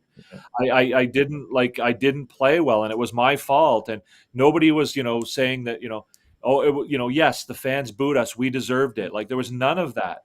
So like not only are they buying into what Marty St. Louis is selling, but they're actively defending and promoting this this rebuild, and I think it speaks a lot to, like what coach is talking about, the stuff that goes on behind closed doors that we don't see, which I think is a huge part of coaching. All right. Here we go. If you follow the football, Eagles 20 and Charger, I think it's Charger 13. If you follow football, I don't. Is that Um, where we're at? we can talk about the Laval, the pipeline. We're going to go back with that. Jake Evans, Lane Hudson. But I want to go to the clash, if you don't mind, tonight. The clash. And we're going to get there right away. Mr. Enortap and Devin, you're going to be in the clash tonight, both of you. And we have to welcome back Rick Bengal is in the house. Hopefully you're Welcome, doing Rick. well. Rick, Bob Smith also. Thanks for it. Don't forget, guys, to click on the like if you don't mind. That'd be great. Here we go. In out that, absolutely or not at all. The Montreal trade before the end of the 2024. For the end of 2024. December 31st. I say not at all. I mean, it's not something that traditionally happens. There's also a moratorium time around Christmas, and we're already at the end of November, pretty much. So I don't see anything happening after as we get closer to the trade deadline. I definitely see that, but right now I'll go with not at all. Devin. Wow. I'm tempted, but I'm gonna say not at all as well. I don't think it's in the works. I mean, I think that if somebody becomes desperate, if one of the one of the contending teams has two or three defensemen go down to injury and they come calling for David Savard or something like that, something could happen. But I don't think that Kent Hughes is in the market to be making any trades. I don't think he's going to be looking to bring anybody in. I think the only way there would be a trade is if somebody comes calling for, one of the Canadiens players, and I don't know that that's going to happen in the next month. So I'm not at all. Absolutely. Montreal Canadiens going to make a trade the next couple of weeks. A minor trade, but a trade. I think Montreal is going to try to call up maybe Joshua Roy, and I don't be surprised they trade one of. It's not going to be a major trade to bring something big or whatever it is. More like a minor trade to send someone to Pittsburgh Penguins and Paul or whatever it is. Expect that. Montreal Canadiens going to have extra players. Montreal Canadiens are going to have a player with no the final year contract. So at the end of the 2024, guys, I expect Montreal to make a trade. Okay. That's it. Yeah, you make a good point. I mean, they are going to have a surplus of players with Laine and Harvey Pinard coming back, and if they're like you say, if there's any interest to bring either, whether it's Roy or whether it's Mayu or whoever back, they're going to have too many guys. They already have too many guys, so it's a good point. Next, Montreal Canadiens, Monsieur Devin, over or under 300 goal against? Oof. Oh, I'm going to go under. I'm going under. Enortap, you know that when I do my report card on my show, I talk about 3 goals or less per game, and that magic number being 240. Obviously, that's probably out of the picture. But I do think that they've turned a corner. Again, like you said earlier, it kind of sounds crazy that I'm saying that after a 6-2 loss, but I think they have turned a corner with respect to their defensive zone systems, and I think that those numbers, those gaudy goals against numbers that we've seen so far this year, are going to go away. So I'm going to go under. Monsieur Tap with 77 goals so far. Yeah, they're 77. That's a one is 154. That's 308. You're very sneaky, Coach, because the number's going to come close to that. But I think I'm going to agree with Devin. I'm going to go just slightly under, only because I feel that the defensive core will start to become more familiarized with the system. I think that they're going to be in a much more engaged pairing and also mindset, and they'll start to reduce that goals against. They also I think are dealing, like I said earlier, with a very young core, and then as the year goes along, you're going to see improvement in their play. So I'm going to go slightly under. So not at all. Absolutely. 304 at the end of the year, Mr. Enortap, Devin. And for me, is I go under the side. They have 37 goals, and they really don't miss other effect many injuries. They're missing a couple of players for a couple of games, but not like get hurt. Other effect, Patrick Laney. Patrick is not a great defenseman, defense forward, honestly. So that's not encourage that. Now you can tell me Montebo and or Primo cannot be worse. I agree with you about that, but he's going to have some players going to be traded, Mr. Enortap. Maybe we lose Savard. Maybe we lose Zevorak. Maybe lose Armia. And what happened is we're going to bring young players at the trade deadline. And that would be the reason I reached the 300 at the end because of that lack of the players. Because trade for the Montreal Canadiens become again another seller at the trade deadline. And that's the reason, barely, but he's going to make a 300 goal again next season. And our top, Dak over or under 12 goal? What's he at now? One? One.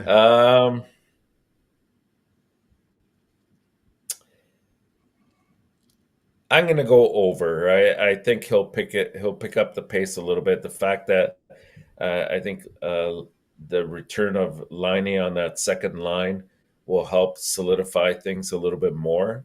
We've had all sorts of different characters playing in that spot, and it's difficult to find chemistry when that happens. I think he's going to be put in situations to succeed as well, and he's going to have power play time as well. So I anticipate he'll pick up the pace. So in order to get the 12, like we're roughly one quarter of the season in, he'd have to get maybe 3 goals every quarter, 3, 6, 9, 10, still not enough. Might come right under. But I'm going to be a little bit more optimistic and say he'll hit it, probably right at 12 or 13. Devin. Me and Enortap, we're completely in sync with one another tonight. I agree. I think he's over. I don't see him. I don't see his struggles continuing for the entire season. I think he'll figure it out eventually. Certainly figure it out enough to score 12 goals. So yeah, I don't see him struggling. Again, you bring up great points, Enortap. He's good. If he gets an opportunity to play with Line A, I think eventually, hopefully they'll put him back at center and give him a shot, to try and do that. And again, I don't see him struggling the way he has in the first 20 games for the rest of the season. So, I think he has, I think he'll score 20 or 20. I think he'll score 12 goals or more. All right. 20 I'll go maybe, under but, for Kirby Dak for this season. What did you say? Under. Under? Okay. Yep. Montreal Canadiens, Mr. Devin. 32 win. Absolute or not at all? Oh, jeez. 32.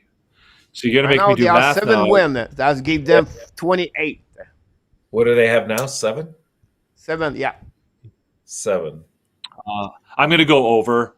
I think that the first 20 games of the year will be their worst. I think that they've obviously struggled through this beginning of the year. I don't see them struggling through the entire year this way. I think things are pointed in the right direction. Again, there's no guarantee, but again, I don't see the rest of the season being the way the first 20 games were. As far as results on the ice, I think that they are moving the right way.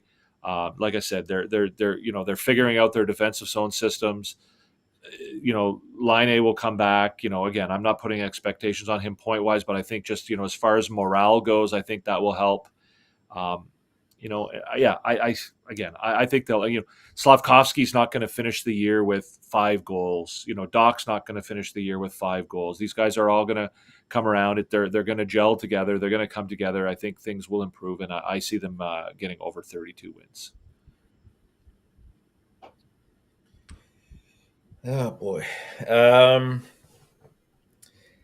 I mean, initially, right out of the gate, I'd say I would agree with that, Devin. 32 over 32 wins. My only concern is what happens at trade deadline time. Is it going to be a bit of a sell off, and we're going to see guys like Savard and maybe a couple of other forwards leaving the team, which might not be the worst thing because if you call up some of the kids from Laval, I mean they're doing really well, so it might actually bring some energy to the team, and we get to see them under these circumstances. So I think I convinced myself to go with over, slightly but over. Yeah, I mean, I think that even if they do make some moves at the trade deadline, it's not, they're not moving Slavkovsky, they're not moving Caulfield, they're not moving Suzuki. If they move Armia and Dvorak, I think that could be a positive, like you said. I mean, if I think if they could move them right now, they probably would. Yeah. Honestly, beginning Coach is going to season, go I, under. I predict over 35 win or the way they play this year. And I'm a little bit concerned. It's going to be 31, 32, 33. So it'll be one of the three number right there, but that's not good enough anyway to get the season we're looking for. Um,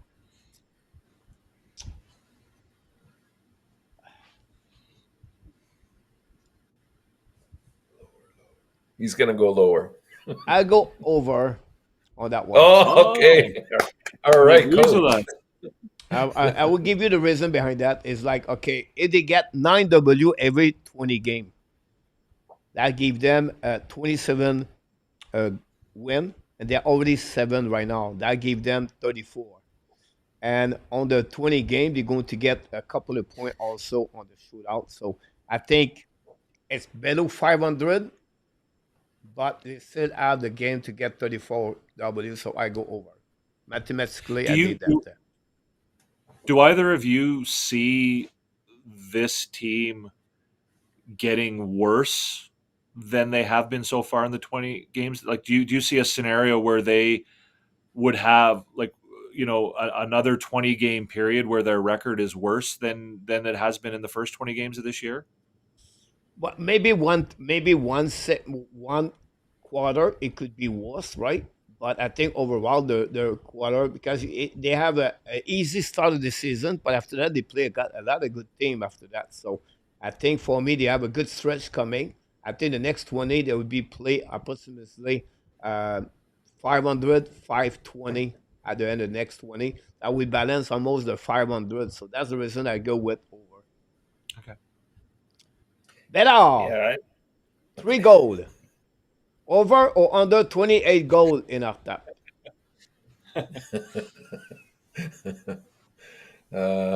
What did he score last year? I forget. Do you remember? I'll tell you. 23, I believe. 23. Yeah, I'll probably say I'll go with under here. Not because I doubt his skills. I think he's an awesome player that will be an Enortap, elite I was player. completely wrong. 22 Okay, 22. 22. Yeah, in 68 and, games. right. Yeah, that's right. Because he had the chin or the broken chin problem. Um, I'm gonna say under again, just because it's not unnatural to see players like we're seeing it with Slavkovsky. We've seen it with other players in the league constantly. That their second year, their sophomore year is always a little bit more challenging, and that's because I think the element of surprise is kind of lost in the second year for these players. So they have to learn how to adapt to the game differently because the opposing players have a game plan now in terms of how to slow them down a little bit. So intelligent players will do that, and Bedard strikes me as definitely that type of individual. And as the team becomes stronger, he'll get to elite levels. He'll get his points. I just don't think he's going to reach 28 goals. So I'll go with not at all, or with under 28 goals. Devin, I should call this under over, not like for the Yeah. past,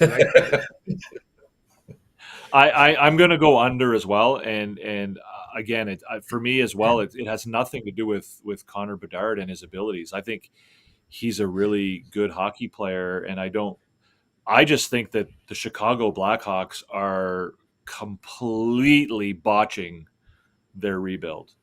The moves they made in the offseason to bring in all of these, not just veteran players, but like guys in their mid to late 30s. They're bringing in these guys to play in their, like, I don't understand. Again, if we talk about the Canadiens rebuild, and whether we agree with but I mean, they're doing the complete opposite. They're leaving their young players in the minors and replacing them with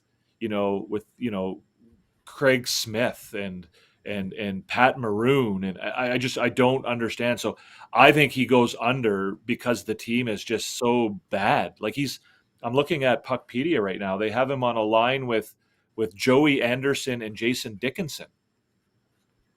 Like, those are his line mates right now. And so I just don't like.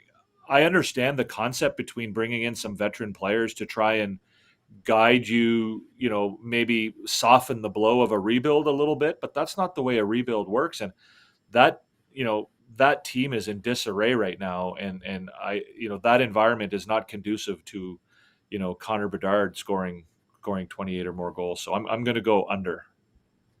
Yeah. I think also, And it's Taylor Hall 2 goal, that all 3 goal. The good answer for them was Teravainen, honestly. Have a good year over there. Here we go, Mr. Tap. Randy Walkman, Mr. Tap. over or under for Calgary finishing? I knew it. Bottom 10. No. I think Absolutely they're not at going to. all. I say they're going to finish exactly 11th from the bottom. I know right now they're probably, if I'm not mistaken, they are in a playoff spot right now, as Mr. of Tap. right this They're out moment. 9 in NHL. There you go. But Eighth. I mean, They're eighth. they're eighth. Wow. Yeah, I mean, I don't anticipate that they'll keep that level, that pace. But I don't see them. It would be a full house sale of players at trade deadline time that would bring this team down. And when you got somebody like Wolf right now that's just playing absolutely lights out, he's keeping the team in games, and they have enough players there that bring some skill and experience that are can be game breakers, and they've lived up to expectations. On defense with Rasmus Anderson, on offense, even Huberto's woken up a little bit. I know he hasn't scored, but he's playing much better than I think he did last year. So it helps to put those things together. Vladar's also been very good whenever Wolf has not been in net.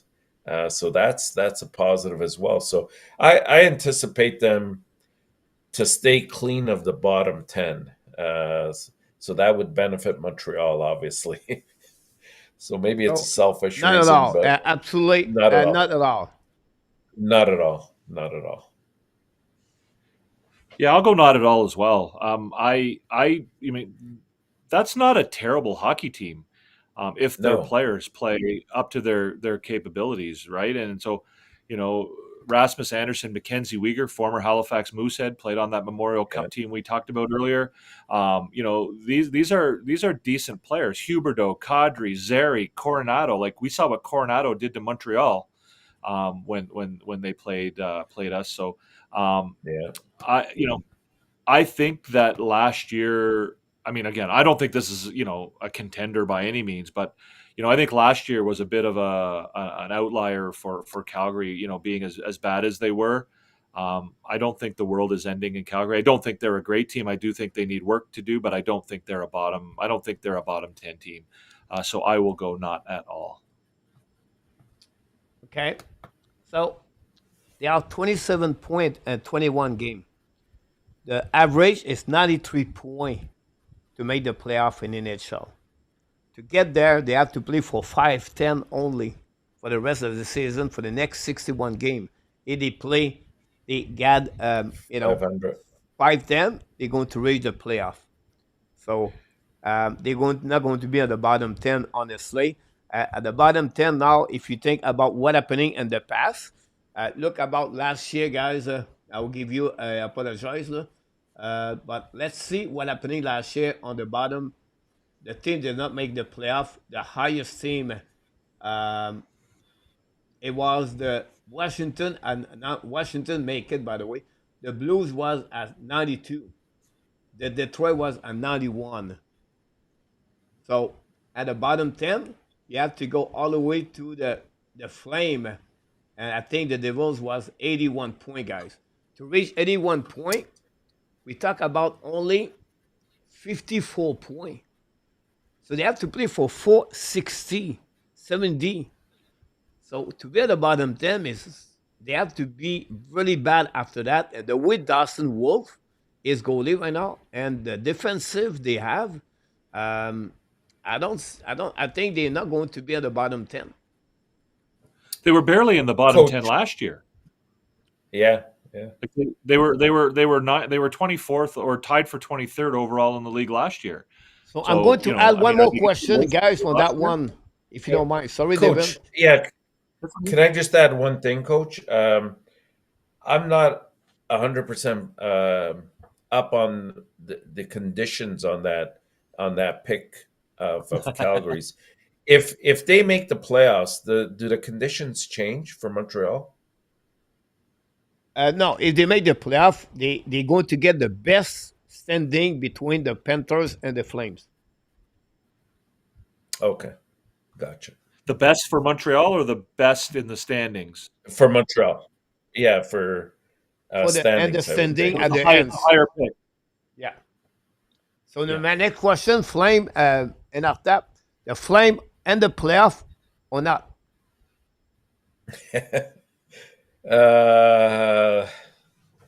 Man, in order to do that, you have to think, okay, who are they going to displace? That's the key thing. So right now, let's see. I think you got Dallas, Winnipeg, Vegas, Colorado, Edmonton. I think will be there. So that's what, 5. I think Minnesota. We're talking about Edmonton as a good year. I mean, I really didn't see Minnesota doing as well as they are, and they're off to a better start at 30 points. So they're probably in it. So that's 3, 4, 5, 6. I mean, I got to believe Vancouver will probably be there. So that's 7. It'll be close. I think LA will probably leapfrog them. So I'm going to go with they won't make the playoffs. I agree with that. Similar thought process. I'm looking at the standings right now. Right now, Colorado, Edmonton, and Vancouver are all behind Calgary.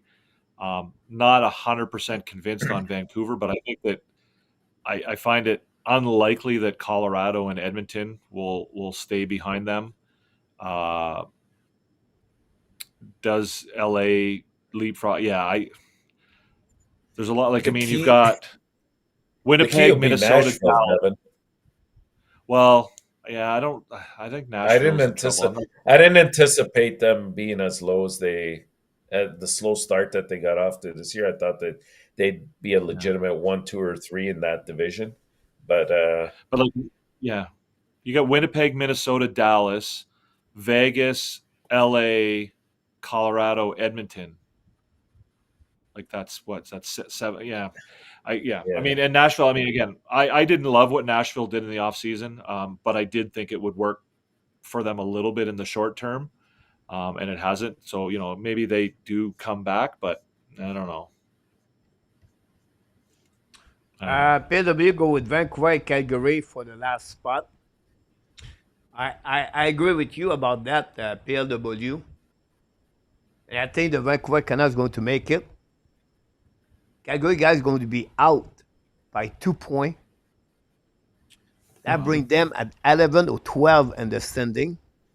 And the Montreal Canadiens are going to select 4th and 12 at the NHL Draft 2024, 2025. We're going to get Michael Misa. I'm going to get Caleb Denoyer.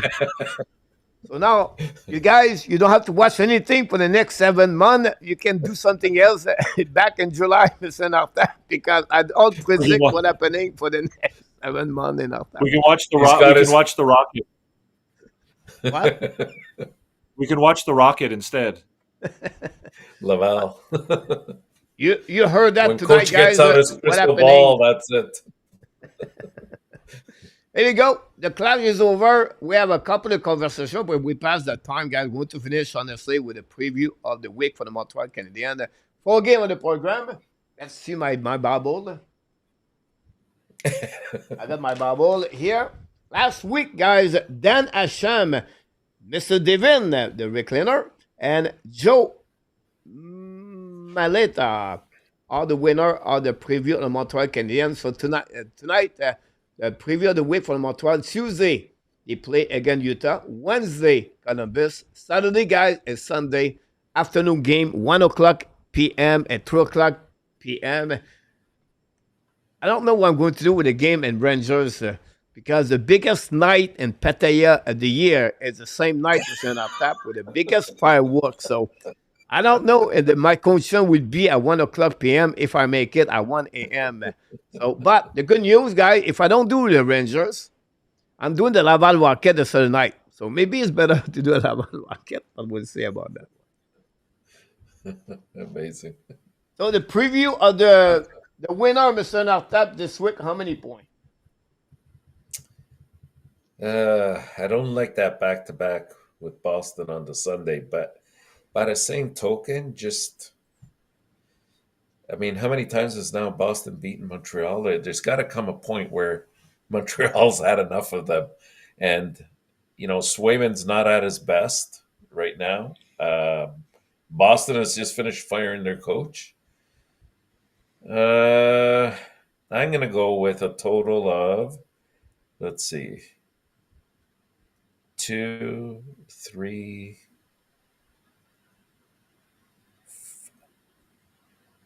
that Boston game's got me. I'm going to go with 5 points.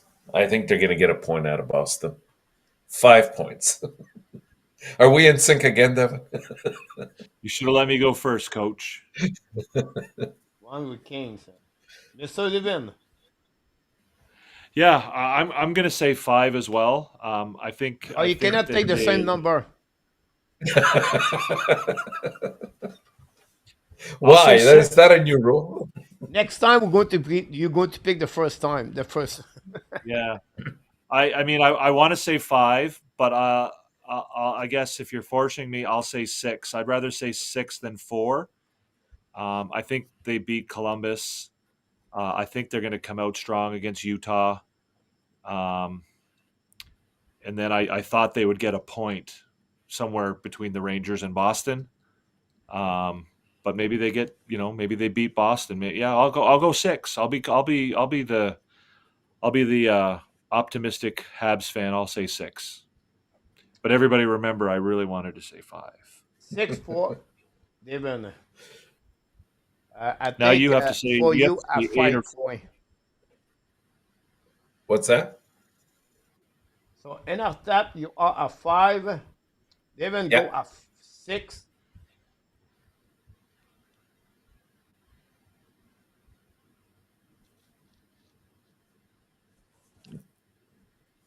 I'll go with 2. 2. Wow. Here's a problem. Columbus guys are doing well. Be careful. They win a lot of games the last couple of games. They play at home. And Montreal, I think they lost against Columbus, right? No, they beat them. No, They beat them.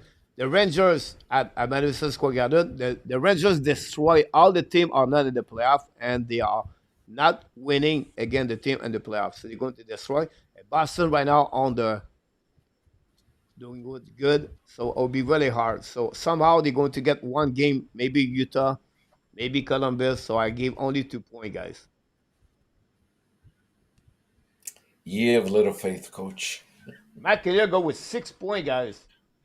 How many did you say last? How many did you say they would get last week out of 4 points, Coach? One. Again? Last How many week points you did you said, say they would get last year? Last Last week? I think you said one. I think you went with one. Last week, I said 1 point last week. I was off by one, so it was not too bad at all. 3 points for A2, guys. I'm going to complete. So was I. For the stat, Habs 3-1 and 26. The better question is, what percentage would you attach to 8 points? By the way, Devin, I won the last 2 weeks prior to that, so I just want to let you know that. Okay. No. I won the week before. No, Mr. Enortap. They are right here. Yes, I did. Yeah, you Oh. look, coach. I won. Yes. I went back to back. Imagine the Bible not being accurate. Hard to believe. Look again. I'm Look telling you right now, again. the Bible is full. The stat, the information is like everything of that. Very difficult to follow after that. But I won last week, coach. Here. Yeah, I'll lend you my glasses here. anyway, Mr. Enortap, that's conclude the show tonight. Thanks so much, everybody. Randy Walkman, what is your stat of the week, by the way? How many points are Montreal going to make during the week? During the week? Yeah, we didn't talk about my 3-star of the week. You can watch it on my Twitter. It's going to be out tomorrow. And then we did not talk about the Jake Evans. We'll talk about this the next time. The contract, is it possible to compare to Brett Harden for the Devils, for the Vegas Golden Knights? And Lane Hudson, a gadget player, we have to wait. Is it Thanksgiving? If you're looking for the gadget, maybe buy something about Lane Hudson. That'll be the best way about that one over there. Mr. Devin, it was great to see you again tonight. Glad to join us. I apologize, Devin. I did not respond to you earlier. I take it responsibility about that, but you turn around to be great. You accept the invitation at the last minute. Thanks so much. You were getting your beauty sleep. I understand. I'm going to get back there. Mr. Luciano, guys, 0-4. Luciano, Thank you, go with Lucky. 0-4. Claude Richard, go with 4. No, I think Luciano's talking about the Leafs. Yeah. Yeah, that's what's the problem with that part there. Randy. 3 points for Randy. Okay, I got it. Randy. Attaboy, Randy. Awesome, guys. Mr. Enortap and Mr. Devin, that's who you did tonight. An amazing, great job because you are awesome. You are amazing. You are the best. And remember, you have greatness inside of you. Here we go. You can follow Devin on his YouTube channel. Devin, what's the name again? Come check us out on YouTube, guys. Recliner Sports 4 on YouTube. We do Habs After Dark every night when the Canadiens play. We go live. We're trying to get up to 500 subscribers so that we can do some of the cool things that, some of the cool things that Coach does on his channel. We're at about 140 subscribers now. Please come on over and hit that subscribe button so we can start doing some of the creator stuff with YouTube. It would be really helpful. I appreciate it. And thank you, Coach, for having me again. I love it. Anytime you want me, you let me know, and I'll be here. I really enjoy this. And you too. Thursday night, the Turkey Award, guys. You want to come back? It's time to come back. We try to fill out the house Thursday night. What are you talking about? I'm going to bring more people in the live for the Turkey night. We try to get 10 people. So, Devin, you'll get a welcome. Randy Walkman, if you want to join us. We try to get Michael Divinano, Marco, and Manny Moder. So, you guys in the possibility to join the Turkey Awards Thursday night. Thanks so much, both of you, to have a great job tonight. And of course, after that, be well, be healthy. Find a way not only to lead your day, or find a way to lead the second half. Or what? What else? You're 2024. We did it again. Have an amazing, great Thanksgiving week for the people of USA. And I can't wait to see you Tuesday night. Montreal play against the Team Utah and Andre Tourigny. Have a great night, everybody. Good night, Devin. Good night, Peace out. Coach. Good night, Hockey Nation. Good night, everybody. Great chat with you. Thank you, Devin. Enortap.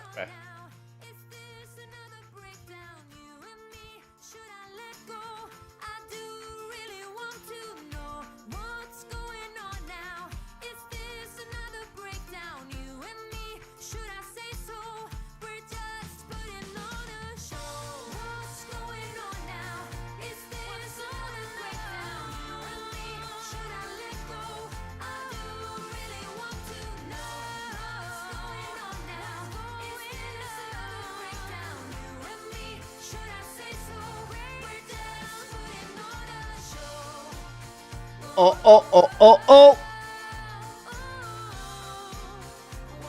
Booyah!